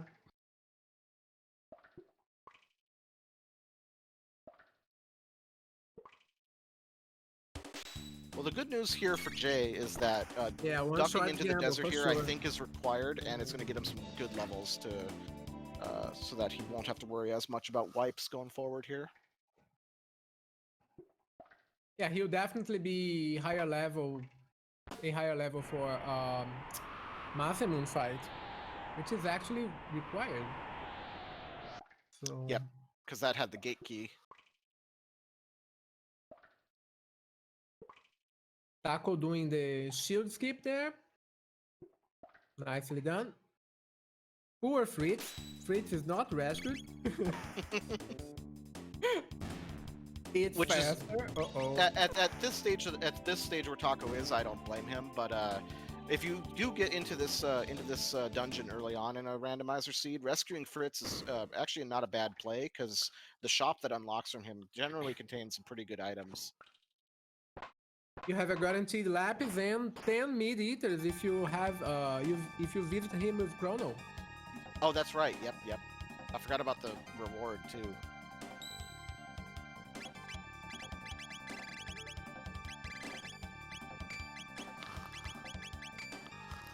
Also, there are some very high tier items that Taban gives you there are 2 extra items that Taban will give you in this Jets of Time. One is if you visit him after you clear you do the Moonstone quest, and if you get the Sunstone, you visit him with the Sunstone, he'll actually give you a high tier item, or with both pieces of the Maximum. So you force the Maximum and you visit Taban, you get another high-end item. Maybe Taco will do that in the future, I'm not sure. Yeah, I always forget about the second item that Taban can give you. It just always slips my mind when I'm doing my runs. And yeah, Chrono will be at the future. We'll see if Taco dips in there to grab him or not. And Chrono wouldn't be the worst thing to pick up. I would maybe consider replacing Maro with Chrono if I was using Taco's party. But Antipode's... Well, no, but Antipode 3 is so strong, so... Yeah, no, I mean... With I guess 3, Robo would be the worst, but the AoE heal is so good. You can save, like, some minutes when fighting against the mutants in Black Omen. So with Luke and Mal doing Black Omen, good decision. That's true. Yep, I forgot about Antipode 3 when I said that. Yeah, it's very powerful. Locks in randomizer. If you're talking about is it possible to soft lock in terms of like not being able to progress? That is not. There is no like soft locks in terms of progression. The randomizer uses logic to determine where to place everything, and so it'll never be the case that you can't progress in a seed due to the required items being locked behind other items that you need to get there. Yeah, we did see earlier, unfortunately, 100%. there was apparently some weird soft lock with the king, but I bet you could do that within vanilla too. Yeah, for sure. You can 100% every single seed in Jets of Time. Yeah, so all seeds are 100% completable. In terms of getting all the key items. So Taco there doing some shopping, selling some items that he won't be needing anymore. And he's opening up those sealed doors. We have the early pendant flag on. So with this flag, you are able to open up all sealed doors in the future to get very good items from there. And it also charges up the pendant, which allows you to open the chest if you opt to go back to like 1600 AD. Yeah, for sure. It opens up a lot of chests. Jade making quick work here of Retinite. I think maybe Taco... Yeah, Taco is going to charge the Moonstone, maybe for the item, maybe for the key item. Yeah, if he finds the red knife here, it would allow him 2 options for go mode.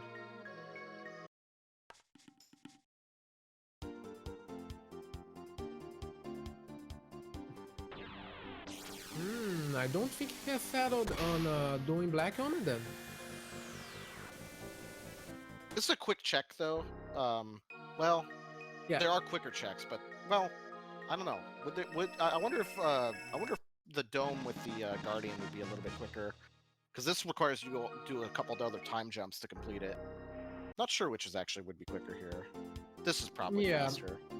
No, this is yeah, it's a very quick check. Son of Sun would also be quick though. But then again, I mean, doing 2 extra checks when you have your go mode already, maybe not the best decision. I'm not sure, because you're investing more time to get a ruby knife and you don't know if you're going to get it. Yeah, unless he just really dreads the Black Omen with his current setup for whatever reason. Yeah. Or maybe he forgot. Maybe he forgot he had the clone. If he isn't tracking, I wonder if he forgot it. That's also possible, because he picked it up pretty early on. I mean, he went there to buy it after getting the. That's true. He I did think make he the just. extra step back. Yeah. Yeah. Good Yeah. point. Yeah. So he Oh, most likely knows. Prism Helm. That's an awesome drop. Yeah, A that Prism is. Helm enables you to get status protection and has And it's very one of high. Oh, there he goes. Demon hit, not worth it. Yep, It's not a using weapon. Frog in this build. Yeah, Prism Helm is big. Yeah, Prism Helm is massive. It's probably, in my opinion, it's the best helmet in the game. Although you could make an argument for the Haste Helm being better depending on how you're building a setup. Yeah. Okay, here we go. Now we're I heading thought- to the Death Peak. Son of Sun would be a very safe jack, yeah, because it has red mail, so you only have to worry about fire damage. Taking the time to rename Epoch to 3 Poc.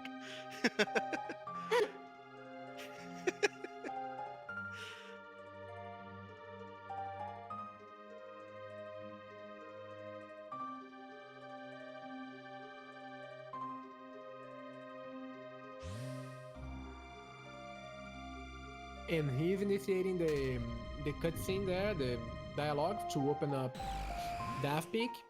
After finishing Death Peak, Black Omen will open up.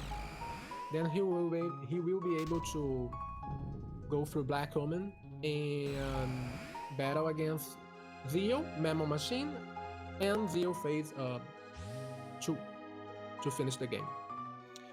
Yep, we have so the Z flag on, yeah. Yeah, we touched on it earlier, but with the flag set that we're using for this tournament, defeating Zeal 2 will trigger an ending and will count as a victory. Skip when you go through the Black Omen path. The reason for that is going through the Black Omen and beating Zeal 2 is about the same amount of like time spent as going through the Ocean Palace and fighting all 3 forms of Lavos. So, since the Ocean Palace is a shorter dungeon than the Black Omen. Exactly. Overall. Yeah.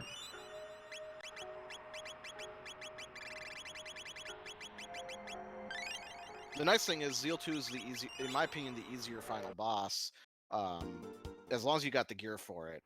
If you don't have Shadow and Water Absorb, it can be a little tricky though. Yeah, if you have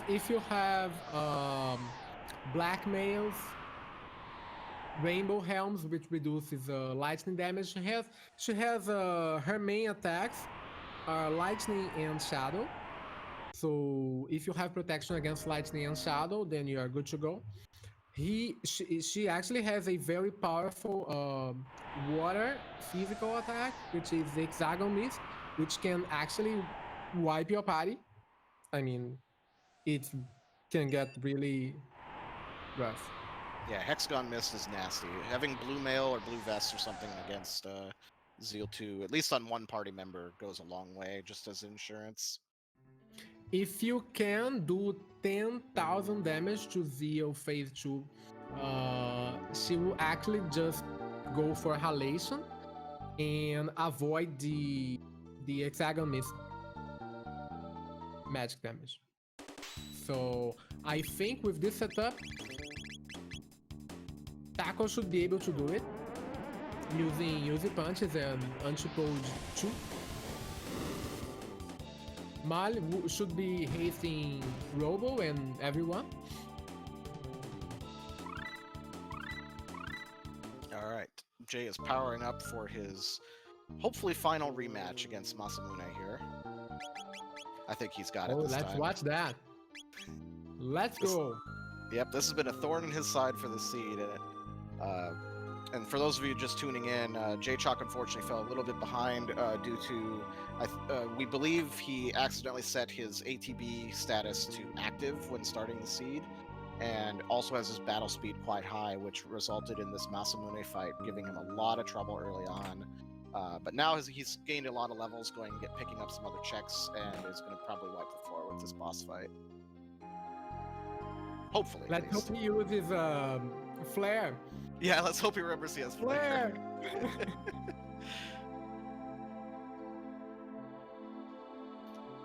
Yeah, that's a from the Death Peak sequence. 2 lava spawn removed from vanilla, so you just have to fight one by the end. Yep. Push the shell, climb the You shell. you can skip all the fights in this dungeon there. You can skip all the fights in Death Peak. Some are trickier than others to skip, but you can skip all of them. This one right here can be tricky if you're not careful, but as long as you stay even with them, yeah, like just like that. Ah, there he goes. Nice. Very good skips. All right, Masamune. Here we go, Jay. Let's do it.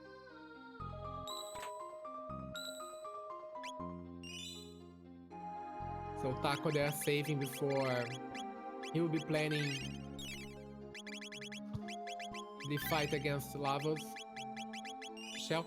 He's already at level 28, which is 28, 29, which is quite good.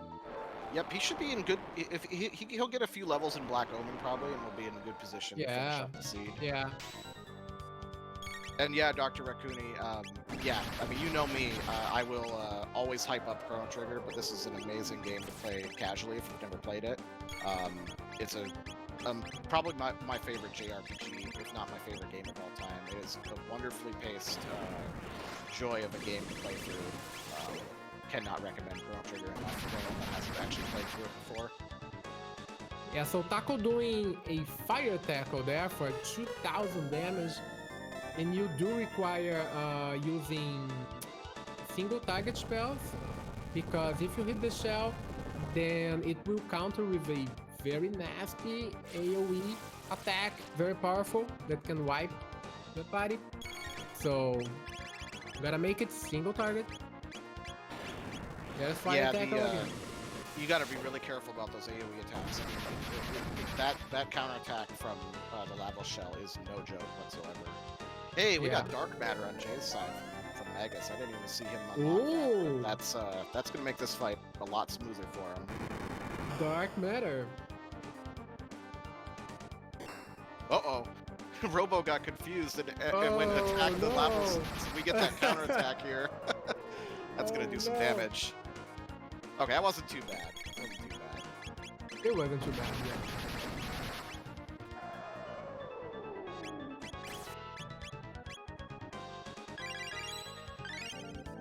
There's fire tackle. Again, maybe for the kill. This should do it, I think. Yeah. Oh, and Jay has taken down Masamune. Ooh, that's big. There we go. Congratulations, okay. Jay. Now we there we go. Got some progression. Awesome. That's got to feel good after wiping to him like that so many times. And a Crisis arm dropped from lava shell. That's big. Robo's gonna be doing Crisis some arm damage is based on Robo's last HP, which right now is 7, and wow, it's going to make him do a lot of damage.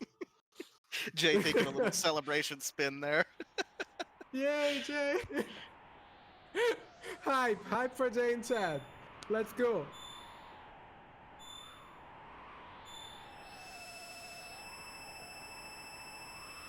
And get ready for some of the best music in the game. Shout outs to Yasunori Mitsudo's compositions for Chrono Trigger. This game has amazing music, and we're about to hear some great music on Taco's side. And the gate key for Jaychalke. Victory lap. Well done. Good job. Well done. Yeah, Raster, I'm gonna be messaging Jay after this race, and I'm gonna be like reminding him like that he needs to watch out for those settings for sure. Black Omen theme. This is one of my favorite tracks in this game. It's so good. It is very good.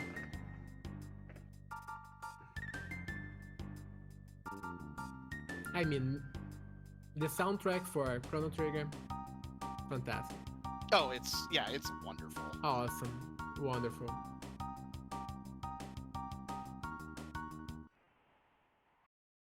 And don't worry, Yeah, we got a little bit edged on the music there, but we'll get to hear more of it. So you can't actually start Black Omen from the future, so Taco's going to 1000 AD to start Black Omen. because we actually need to change the future, so you can change the future in the future. So we have to go back to change the future. Yeah. Oh, mid-ethers. I wonder if it... Yeah, he's gonna opt to pick a few of those up. That's a good purchase. Yeah, good purchase.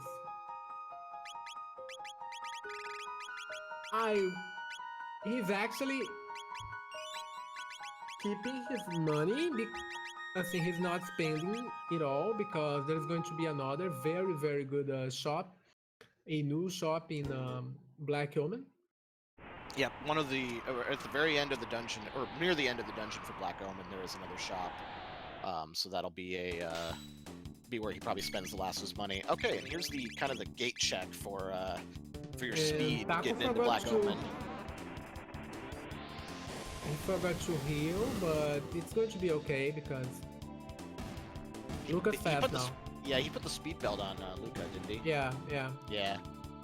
Jay's gonna go get his magic.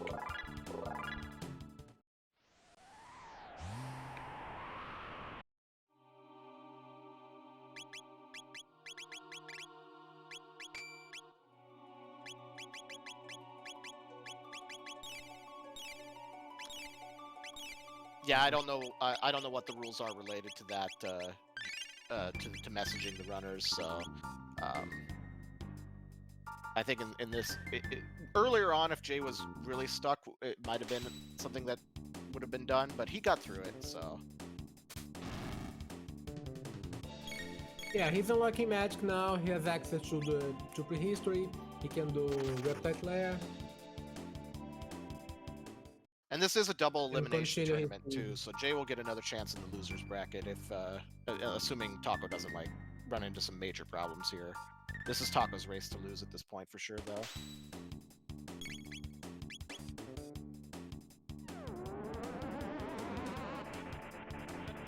And Flare against all the things. Flare is... Yeah, Flare is amazing. It is amazing. They have a lot of hit points, so being able to one-hit kill them both. So for Black Omen, you can actually run away from most of the fights. But I think Taco now with Flare, he can just wipe everything with one attack. So he's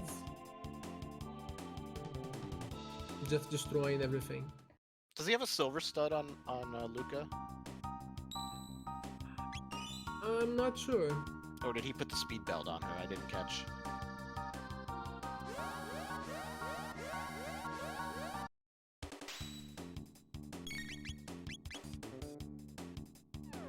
So Jay in prehistory here, he's gonna go through and we'll see if he opts.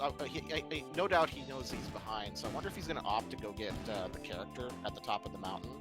That is Robo, which I don't remember if Robo is actually required or not, because I don't remember where we found the clone. I can't remember if it's locked behind the desert or not.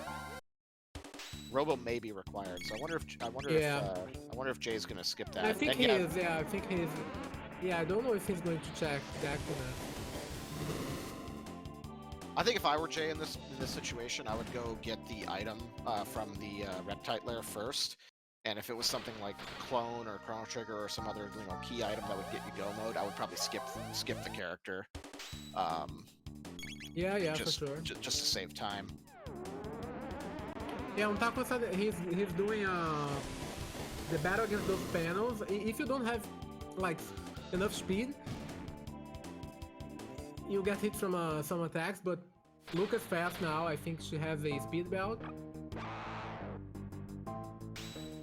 Yeah, I think he did put the speed belt on Luca, and that helps. That helps a lot with getting the flares off before anything else can react. Maybe he's going to run. No, he's actually getting this fight.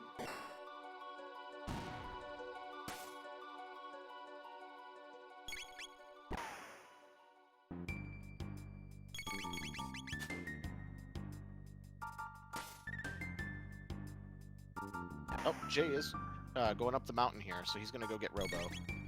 Yeah.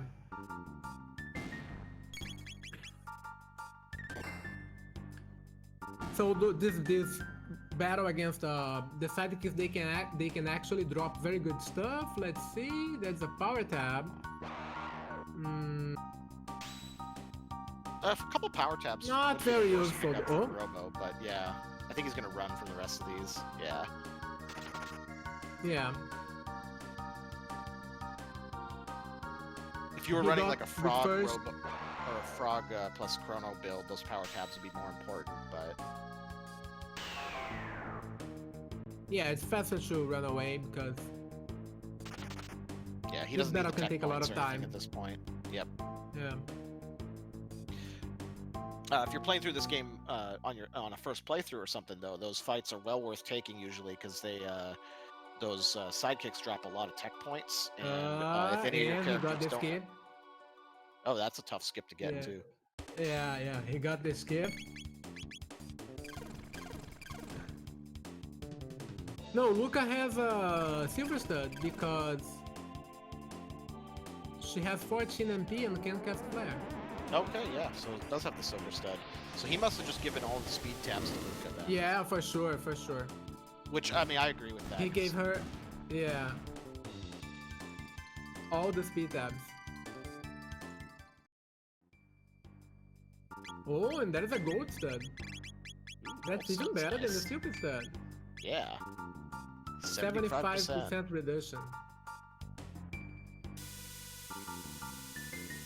Now he's going to do flare for 5 MP. Yeah, the winged Yeah, apes those winged on- apes, they hit so hard.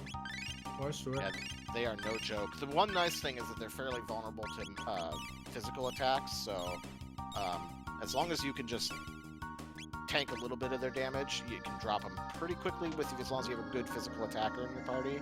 But they're pretty resistant to magic, so if you're relying on magic, it's probably best to avoid those fights. Yeah, the good thing though is that he got a speed belt from them. That's a good drop. It is a very good drop, yep.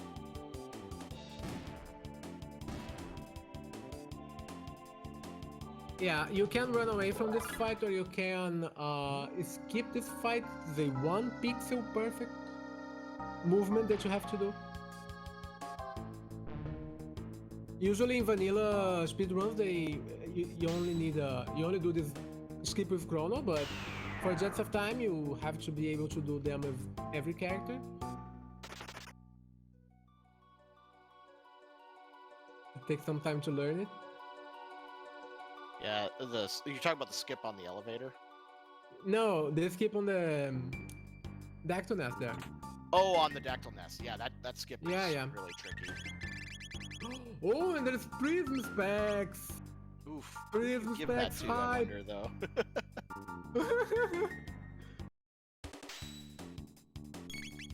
Yeah, for example, this fight on Black Omen you can skip to, but I think he's getting experience now.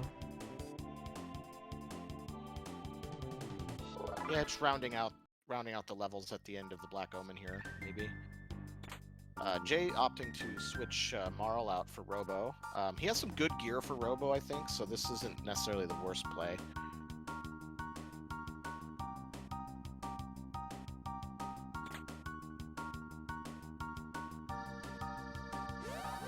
Let's see if Taco is going to get the skip. No, he didn't. You can skip this fight too, but kind of tricky. Yeah, a lot of the skips in the Black Omen are very, very precise. Yeah.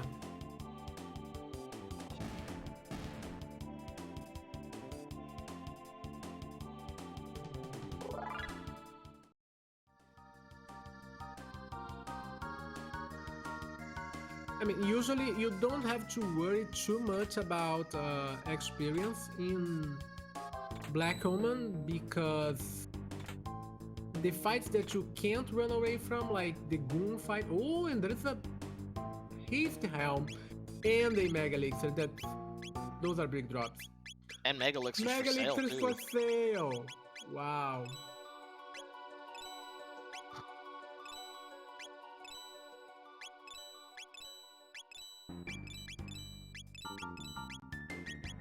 And Taco there selling everything he can. There's 4 blackmails, that's awesome. Yeah, these news, they got the hookups today.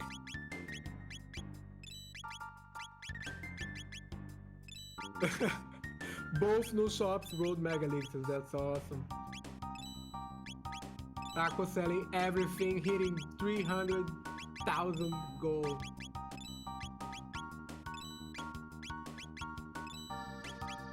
And he's going to spend all that money on mega elixirs and elixirs and... Almost every time I've ended up selling my whole inventory and then buying mega elixirs, I get a really easy zeal or Milavos fight and I'm not using any of them. I think he will be using at least one of those mega elixirs after yeah. halation. Yeah, after halation for sure is usually the best time to use at least one. His armor is pretty solid on most of his characters too. So. Wow, no, his equipment right now, just awesome. Haste helm, blackmail, prism specs.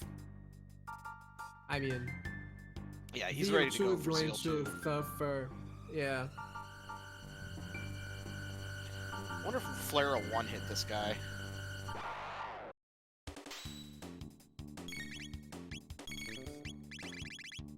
Ah, possibly.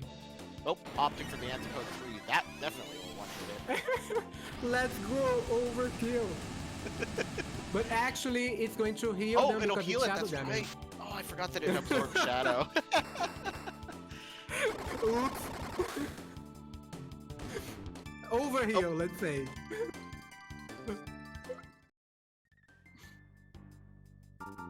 But I mean, it's costing only 5 MP and 8 MP, so let's unsupple the 3 other things. Not a big deal.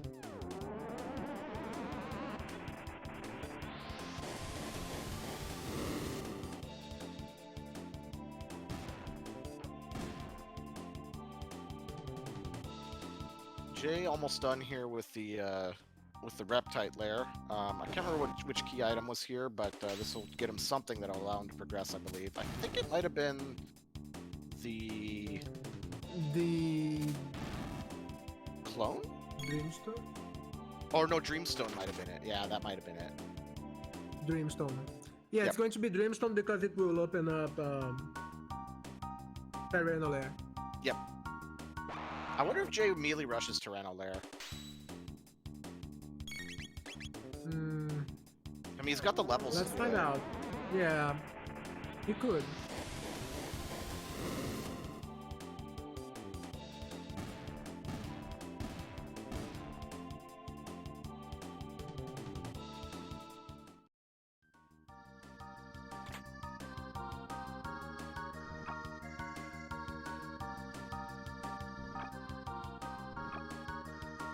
Yeah, so Taco is waiting a little bit there because you need them to have their eyes closed so that you can walk through and avoid the fight there. Take some time. Is that fight escapable if you do get into it? I don't remember. You can run away. Yes, you can run away from those fights. I wonder if it's just faster to just trigger the fight and run. Yeah. If it takes a lot of time, it's actually faster to just trigger the fight. For example, now there is another set of eyes there,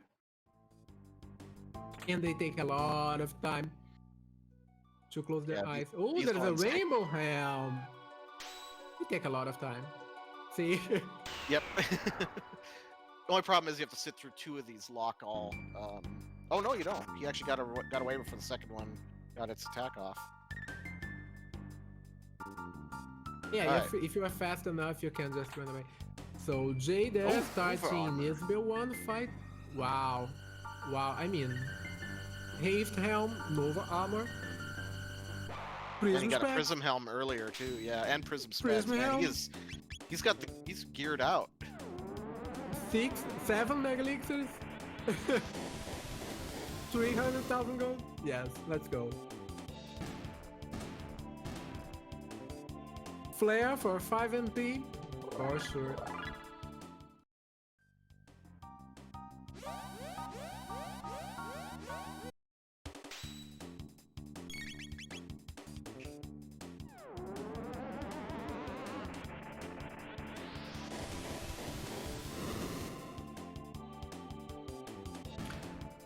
I don't know if White Taco isn't running away from those fights because he's actually his level's quite sufficient for ZO2 now. Yeah, especially with the gear he has. Oh wow, a time hat too. Ooh. All this gear that now you can't even use it all.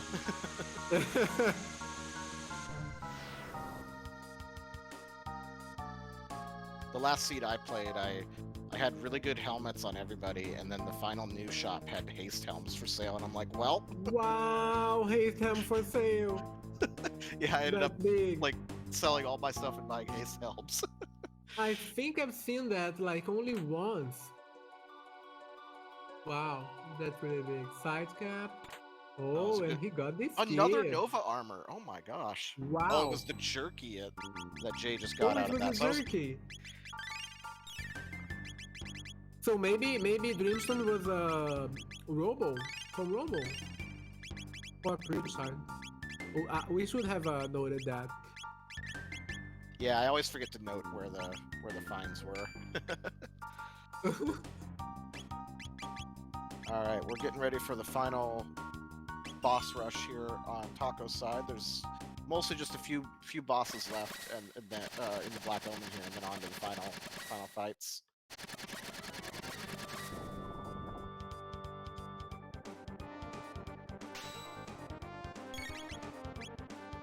So, Giga Mutant Fight. This is a boss that you can only hit with magic damage, and whenever you hit him with magic damage, he goes there and sucks out of your MP.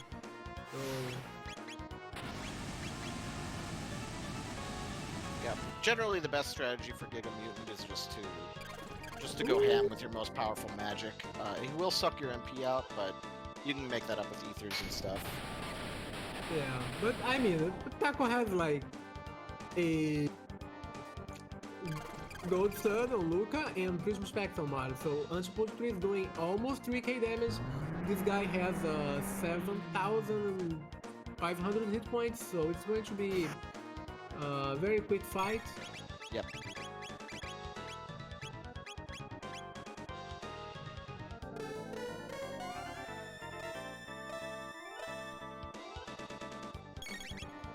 I mean, will he use a Mega Elixir?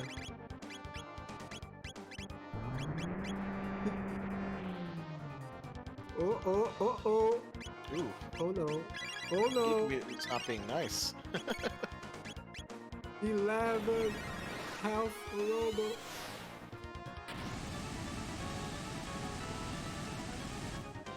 That should do it though, I think. Yep. Yes. And Giga Mutant is down. Oh, a dash ring. And Robo learning Heal Beam, which is his best healing tech. Wow, that Heal Beam was kind of buried behind a lot of techs. Yeah, I think it was. Ooh, and Robo with a 999 hit point now, so Crisis Arm is going to hit for a lot of damage. Does Crisis Arm, is it affected by Prism Specs? Yes. Yeah, so that's gonna be... If he decides to use Prism Specs on Robo, wow, that's it for ZO2. I mean, fire... That's going to be a lot of damage. Uh-oh, we got a paradox on Jay's side. Robo is touching past Robo.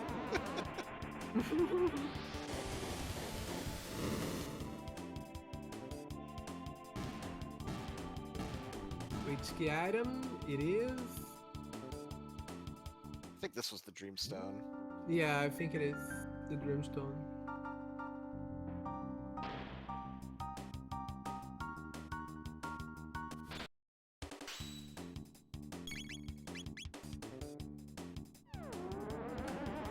So this fight on Taco's side, it's one of the few fights that you can't run away from.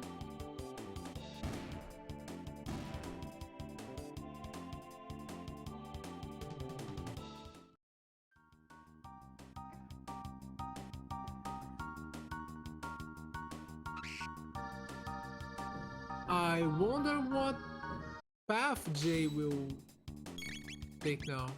Yeah, I'm wondering if he's gonna rush Yeah, I think he's going to just go rush Tyranno Lair, which honestly is a pretty good play, because we know that Pendant is behind Mountain of Yeah. Woe. If he wasn't so far behind from the other issues he had, this would be a good play to catch him up a little bit. But he still needs to do the Prism Shard quest. True. Yep, he still needs to do that and go purchase the Chrono Trigger, so... Yeah, to get the clone from the Prism Shard quest and purchase the Chrono Trigger. Yep. But this does save him from having to do any... I'm trying to think, was there any other... Does he have any other checks? No, I guess he doesn't. I was thinking he had other checks he would skip, No. But yeah, never mind. He already took care of that one. The one dead check with the jerky.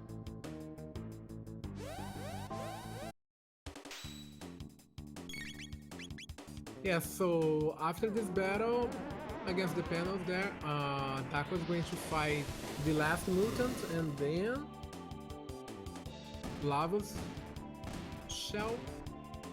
Yep, Mutant, Lava Shell, then Zeal and Mammon Machine, and Zeal 2. Zeal 2. Yeah, so just 5 bosses more for Taco there. Only 2 shelters left, but that should be enough to get him through the rest of the yeomen here. Yeah, I mean, he can actually use Mega Elixirs as shelters now.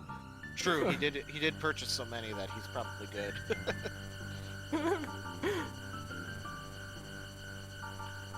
So this is the last mutant fight. Normally in the Black Omen there are 3 of these fights, but the first mutant fight is skipped in the Jets of Time. So we only did the final 2, the Giga Mutant and Terra Mutant. So with this fight, the only thing you really need to do is kill off the top half. Once you kill the top half, the bottom half will automatically die. Wow, that's 4k damage. That's just one more damage. and he's dead. Yeah.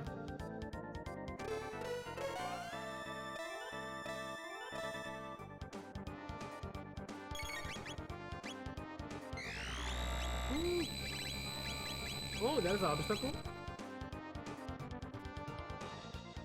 Will inflict a random status, but he is immune.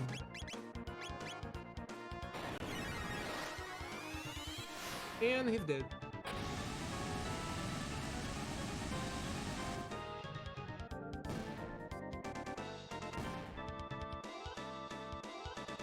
That was quick. Yeah, that was a very fast Terra Mutant fight. Yep. Terra Mutant can be a little tanky sometimes, depending on what your gear is looking like and what skills you have, but Taco at this point is so... Like, he has so much good gear and so many... his characters are at a really good, solid level that, yeah, that fight was just no trouble. Yeah, and he's at level 35, which is awesome now. Doing some equipment changes, dash, ring and more. Prism specs on... Was it Luca or Robo? Yeah, I didn't see which one he put the Prism specs on. I would put him on Robo, but... Yeah, if you're going to use Fire Tackle, yeah, maybe on Robo because it would add more damage. Even just using his Uzi Punch would make it kind of insane. Yeah, for sure. It could deal like 2.5k damage. Yep.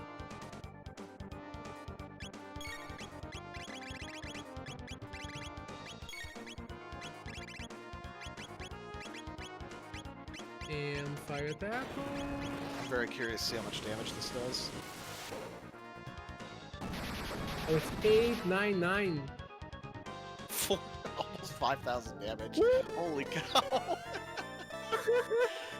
We got a new record in the feed. Wow. 4.8k damage.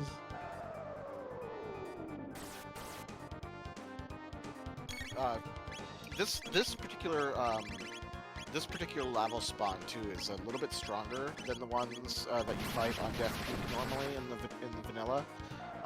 Same goes for the randomizer here. This one is a little bit tougher, and its needle attack especially is a lot more worrisome if you don't careful with it. Yeah, Angro there. Giga Mutant with 5,500 hit points and Terra Mutant with 5,000. Yeah, they can't resist the anti-pull tree.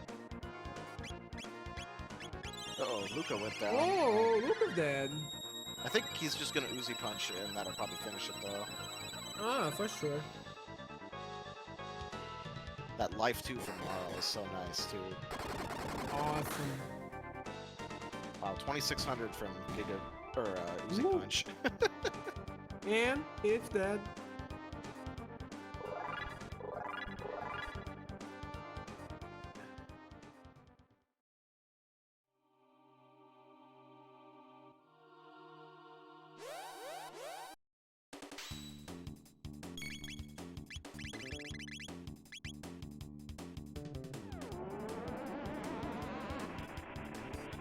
Yeah, after this fight, he will access a save point, use his final shelter, and then prepare for, wow, 3k damage. That's a lot of damage. Yeah, Luca definitely has the prism specs. Would the prisms do the prism? I can't talk. Do the prism specs affect her spells, or is it just physical damage? Both. Yeah, both. Both. Okay. Everything. Yeah. Some of the knowledge that I'm a little out of date on when it comes to Chrono Trigger. I just know prism specs are good, and I always use them. Yeah, it's awesome. It's awesome. If you have prism specs on Luca and you're using a dual attack like Fire Tackle, it's going to boost significantly the damage. If you have prism specs on Robo, it would also boost the damage. Right.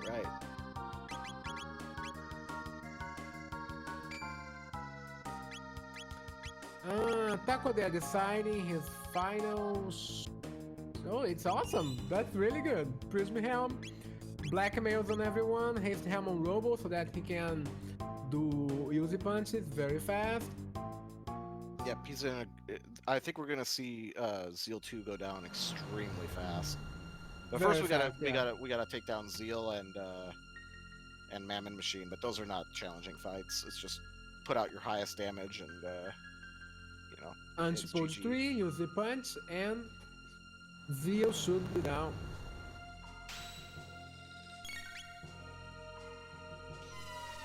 Zeal always opens with Halation here, but it's not super dangerous. It looks dangerous because it lowers your HP to 1, but she doesn't follow up with any attacks for quite a while. Yeah. So the problem with Crisis Arm is that after Halation you can't actually use... Ooh, that's a one-hit kill! 4-0-1, that's awesome. One-shotting Zeal 1, that's great. And getting the menu glitch that you can enter in between those fights.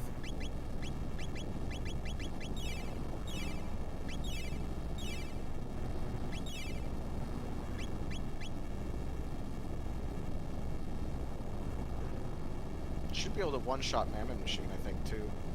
Yeah.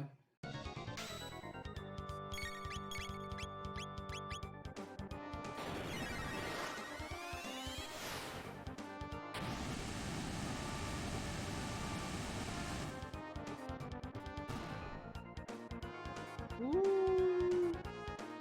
Yay. God, Antipode 3 is so silly. OP.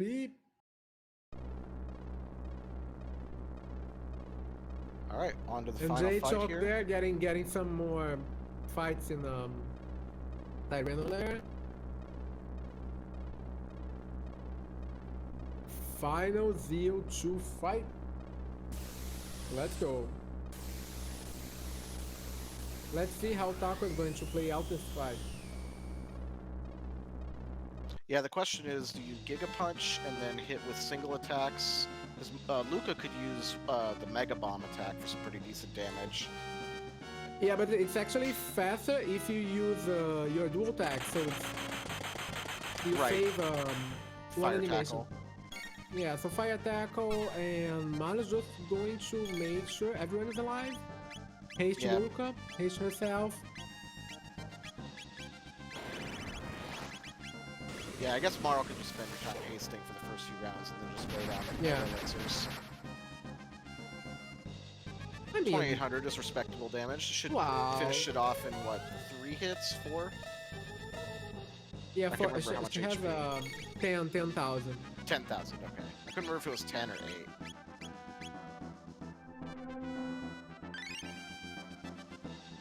I mean, she has 20,000, but after 10,000, she casts Halation.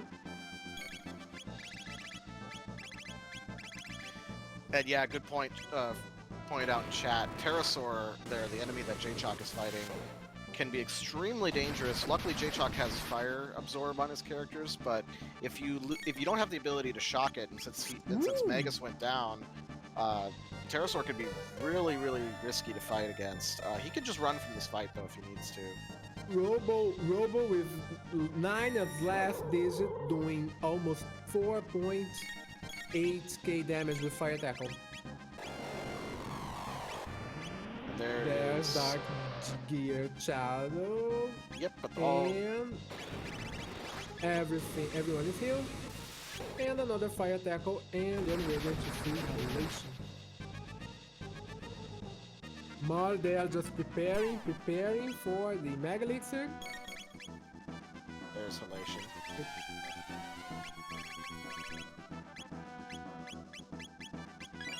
And there's the Mega Elixir. She will use MD Buster now, but Taco, he has a lot of Mega Elixirs. He doesn't I need think to. she might be dead. I don't Possibly, know if she'll even possibly. get MP Buster off. Oh, nope, okay. She has a little bit of HP left. Just one more attack. One more? Yeah, I think this will do it.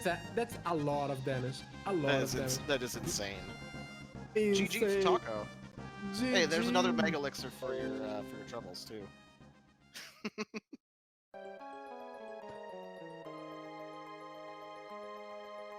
GG's for Taco. That was very well done. Very well done. Very well done. And Very clean. Very strong. Taco was so overpowered by the end. Congratulations. Yep, and I think Jay is done with that seed. We'll see if either of them wants to join us in here.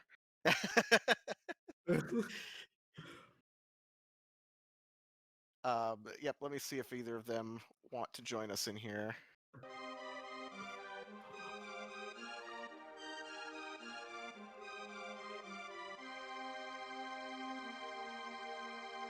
I don't know where I see whether or not that they accept it or not. Let's see.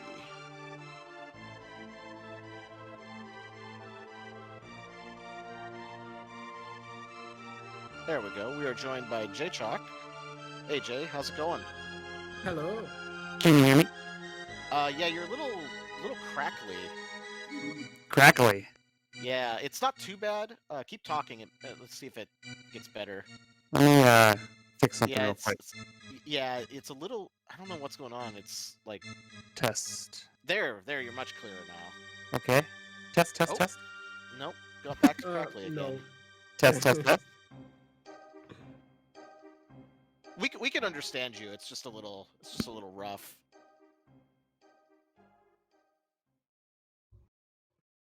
Test. Oh, there we go.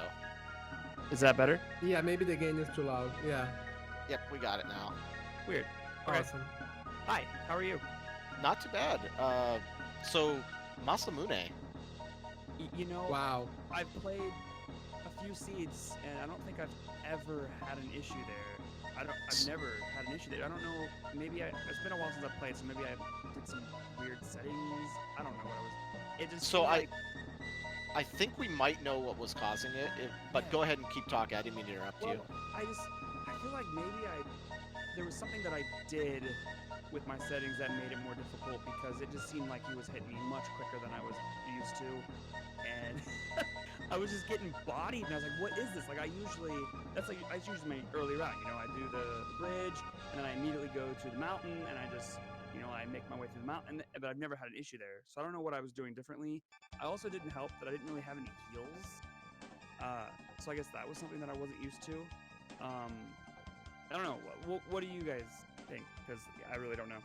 Yeah, so my theory was, and I don't know if you still have the seed available that you could pull it up and check, but I don't know what you set your battle speed to, but we think you might have been on 2 or 1, and then we also are suspecting that you might have set your battle mode to active instead of wait by accident. And I was wondering if that maybe was causing a problem. Interesting. Hold on, let me bring this back up real quick because now I'm curious. How do I check your battle speed and your battle type if it's active or wait. That'll be it'll be in the settings where you change like your menu type and all that. Okay, let's see. And it looks like Taco will be joining us in here shortly. We're just sorting it out right now. So okay, so I'm on my latest save. And if I go to my menu, whoops, that's not my menu. Okay, so oh my gosh, it's on active. Yep. Oh, that makes so much more sense. I literally was like, why is everything just absolutely destroying me? Because I've never had issues like this before. I was like, yep. Dang, either I'm just not used to. It's like I felt my gear was okay. I know Marlo was having an issue because I just couldn't find a weapon for them. My speed is on 2, but it's what I usually put it at to begin. Yeah. But I was not. That I felt like I said, I felt like Masamune was just absolutely torching me for no reason at all. And the reason for that was because with it on active like that, his timer will still run even when you're selecting your attacks and stuff. Oh my goodness, yeah, because like I said, I've done about 7 or 8 seeds or so, and I'm just like that's just one of those things that like I didn't even really think about that. Like that boss, I don't even think about it because it's one that I just go in, kill and leave, get my item and go. I had no idea that active mode could even be triggered on the menu screen. I thought that was something that you did at the very beginning, like when you're about ready to start the game. I didn't know that was a thing that you could trigger in that. Oh yeah, that was most unfortunate because darn. Well, that's okay. Masamune got really hard. Yeah, once I got past Masamune, I feel like I was vibing. But geez, man, I'll remember that for next time for sure because I didn't know that was possible. I didn't know you could change that within the menu, so it's good to know that for next time for sure. And then secondly, I forgot what I was gonna say. Oh, no, I don't remember what I was gonna say. Lack of heals or something? I know you mentioned that. So I think why not using flare against Masamune? I was honestly just discombobulated with the fact that I was just getting bodied in a spot that I'm not used to. I see. Yeah, I was getting really frustrated. I was like, this is so weird. Like, I'm not used to dying here. Like, this is... And so then I thought, I didn't skip very many more fights than I usually do. So, like, maybe I'll just go back and just grind a little bit more. That was weird. That was so weird. I was wondering also, like, even the first bridge fight. I was like, dang, this fight seems harder than normal too. Yeah, I noticed that too. That you struggled a little bit with Zombor, and I was like, oh, I wonder what's going on there. But I was like, dang, Zombor out here taking names. Like, I'm not used to this. There we go. Hey, we're joined now by Taco as well. GG Taco, well done. Thank you. GG Taco, and I just remembered something. That soft lock at the king. What was that? The soft lock, right. what? Soft lock. Wow. That was weird. Yeah, we had a lot of people in there for play the randomizer a lot in chat, and no one had ever said they've ever seen that before. I don't even know how you triggered that. What happened? So basically, to be completely honest, I think I maybe mixed up the pendant with the prism shard. What does the prism shard do? Prism shard, you go to 600 AD, and then you do Marl's trial quest for her dad, because that's when they are like, you stole the rainbow shell, and then you got to go to the basement and find the shard. Weird. I don't know where I'm supposed to go to actually trigger that, because I was going back and forth between. So when you get the prism shard, you go to 600 AD and tell the king to go get the shell, then you go to 1000 AD and head to the courtroom. Okay, weird. Because when I went, So you- anyways, so I Yeah, did you all were of- in the right spot, but then Okay. you got that weird soft lock on the king. So Taco, Yeah. what happened was Jay was talking to the king to trigger the Prism Shard quest, and somehow Mhm. ended up inside the king's hitbox and couldn't move. Yeah. And so I had to. Wow. So I was a little bit tilted. So then I had to reset, and it took me all the way back before Hecarim Cave. But I was like, I was so confused. I was like, I've never seen this before. This soft lock's interesting. Yeah, But that was a weird one. I was just stuck inside of his hitbox, and all I could do was just like spin around like I was dancing. But So I couldn't- do know that if you're spamming A button really fast, you can trigger some soft blocks in some areas. So I don't know Interesting. if you were spamming it really hard, but sometimes I've created soft locks for myself just because I was hitting A too many times. Yeah, I had a Yeah, weird one in so- my. Oh, go ahead. No, go ahead. I had a weird one in my last seed where I don't know what triggered it, but I was flying around 600 AD and didn't have any music, and every time I entered a door, I thought I would soft lock because it took like a solid 30 seconds before the next area would load. Oh, I don't know gee. what triggered that either. It was very strange. I think sometimes that the music thing can happen when you have an event and then you exit a door. So like I Yeah. know it happens to me most often with the bromide when you turn it in and then you exit a door before you like right as you're like finishing the da da da da da sound. So Jay didn't quite get to that point yet, but I wanted to ask Taco what you thought about the required trip to Dark Ages to get the pendant, and then all the way back to the future to complete the rest of the seed. So in my gut, when I picked up the jerky, I don't remember exactly where it was at, and I was like, oh man, we're running out of spots, and I've got Prism Shard left, and if this doesn't have pendant, then this is required well, and I kind of knew in my gut it was gonna happen because why wouldn't it? Right. But I don't think I've ever had a seed where I had to go through Tyranno in order to do Omen. Yeah, it was a pretty crazy. Yeah, that seed. was very unique. That was very unique, yeah. But yeah, it was. I'm still happy with the time considering having to go through Tyranno to go through Black Omen, and then the beginning items were just horrible for so long. Oh man, no, the gear early in the seed was so bad. Yeah. But then at the end, it stacked you all the good gear. Like by the end of Yeah, it, I you were was- just destroying Right, everything. I was so overpowered at the end, and I was way over leveled, and I mean, I think I So, was yeah. level 37 or 38, Yeah. and I'm normally doing Zeal at like 29 or 30, so those extra 8 levels made it really easy.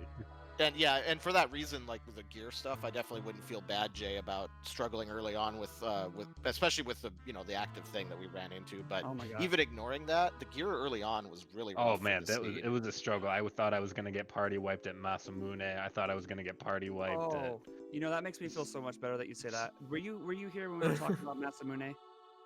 No, he With that. wasn't. Well, you see, I've only played a few seeds, and so I didn't know that it was possible to actually set your battle speed to active in the menu, or really when I menu to set my battle speed to go quicker, Oh. but I didn't know that you could change it from wait to active. So I was active that entire time, Oh and jeez. so I got wiped 4 or 5 or 6 times, I'm not sure, at Masamune, and I was really I was at a loss because I never really usually have issues there. So if you were saying that you were afraid of Masamune and I was there on active, Yeah, even getting wiped, active- it still makes Active me feel mode a little is bit so better. hard for this, and then when you go into Masamune, I think my highest HP character was like 170. I really thought he would be able to just one-shot some of my characters. He was So I just was like, straight wiping me out. I was like, there is nothing I can do here. Yeah, the struggle was real for a while if there. if I didn't have Flare as a first tech for Luca, that would have probably been the hardest fight in the entire seed. Wow, that That's- flare start. The was Flare start awesome. was the way that it made it possible to get through without the gear. Yep. Because it was all Robo gear, so I was really hoping when I went to Dactyl Nest right away, I was like, Robo had better be here. Because I've been getting all these weapons for him and nothing for anybody Hey, else. you got a big hand for Robo right from the start, and where was Robo? Yeah, exactly. I'm so happy when I found Robo because we got the Robo ribbon, and I was able to put that on him. I skipped that. I saw Robo Ribbon and I was like, nope, resetting. So I saved scum to that fight. I didn't actually ever consider doing that before. I saw you reset. I was like, you know what, that's really smart because it skips the bridge, which you get the key item before completing it, and you might as well just save scum if it's something. So garbage. sometimes it's still a good thing to do though, because the Ozzy can drop good items. Right, I've and I gotten believe great sorry, items. I've gotten great items from Ozzy and from Zombor, so it is still worth it if you're searching for gear. So I half considered doing it, even though it was Robo Ribbon, but I was like, you know, it's a race. I gotta go fast. Yeah, and I believe Zombor dropped something good. I just don't remember what it was. It was like a silver stud or something, I think. Yeah, that's great to get early, especially with Flare. Yep. Well, that was a good first match for this. We'll be moving on in brackets for Taco here, and Jay will move down to the losers bracket. But you got more chances there to redeem yourself, and it'll be all good there, I think. More of these races coming up. I don't know what the. Let me see if I have the schedule somewhere. One moment. Jay, where were you at the very end of it? Just out of curiosity. I was in Tyranno's lair, I believe. Okay. Yeah, I just picked up. I think the, we have a race on Friday. Yeah. Sorry? No, sorry. Oh no, I just picked up the Dreamstone. I think. Yeah. Yeah, you were in Yeah. Tyranno's lair about to do Black Tyranno, I believe. At the end. Right. Okay. Yeah, I had literally just, oh my gosh, the whole Masamune section, and then finally getting past that, and then soft locking at the king. This is just rough. Tyranno was the one I was scared of. I actually had to stop and grind for a while so that I could get Marl with Ice 2, because I was not going to be able to beat Black Tyranno without Antipode 3. I wonder if anybody clipped the soft lock at the king, because that is so wild. That is so that was weird. But yeah, for future matches, I think the next one is Friday at 2 p.m. Eastern. That'll be Future Force 14 versus Dr. Cossack.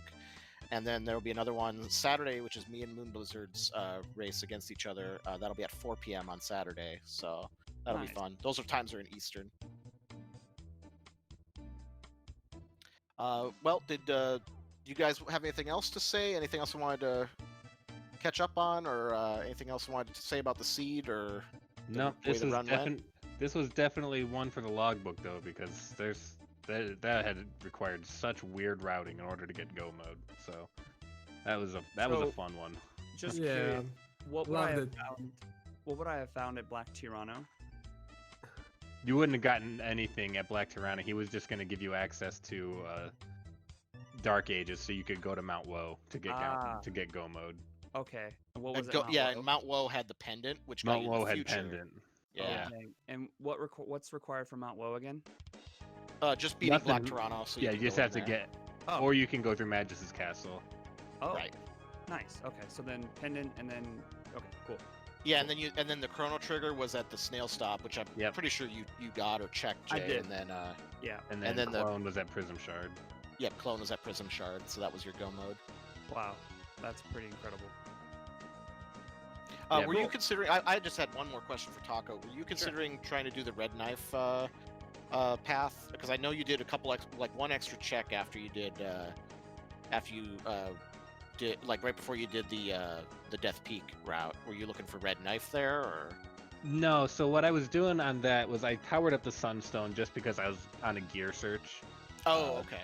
So you get an item from Tabin if you power up the Moonstone to the Sunstone, and it's usually a very high tier item. So I was kind of hoping for a Prism Shard or something. Again, we got a Rainbow and we didn't even get to use it. How sad is that? Yeah. But then I was on a gear search. I was not considering doing the Lavos route because there's an argument to say that at that point it might have been faster if I'd found it right away, like if it was at Son of Sun, but the amount of time it might have taken to search for it wasn't going to be worth it. Yeah. It would be a gamble. And if I had hit more of the skips, I messed up a few things in Black Omen and on Death Peak that it's still pretty fast to go through Omen now. Yeah, definitely. But Oh, you cool. decided to get the fights there because of XP or Where why at? not run away? Black Omen. So I always do like to do at least one fight on all the enemies because sometimes they're dropping I speed see. tabs or gold earrings or mega elixirs or just something crazy, and especially before the new shop because then you can just sell it in case he's got something crazy like haste helms or prism specs or wonder shot or something. So I Yep. like to grind up some things just to sell. Awesome. Yeah, so congratulations again. Yeah, thank you. GG. Yeah, GG. Thanks so much GG. for racing me. Hope you do GG. well in the next round. Yeah, good luck to you. Thank you, thank you, thank you, thank you. All right, well, I think that just about basically wraps it up. So we'll go ahead and wrap things up here, and yeah, tune in again for the next match in this bracket tournament, which again was 2 p.m. on Friday Eastern time.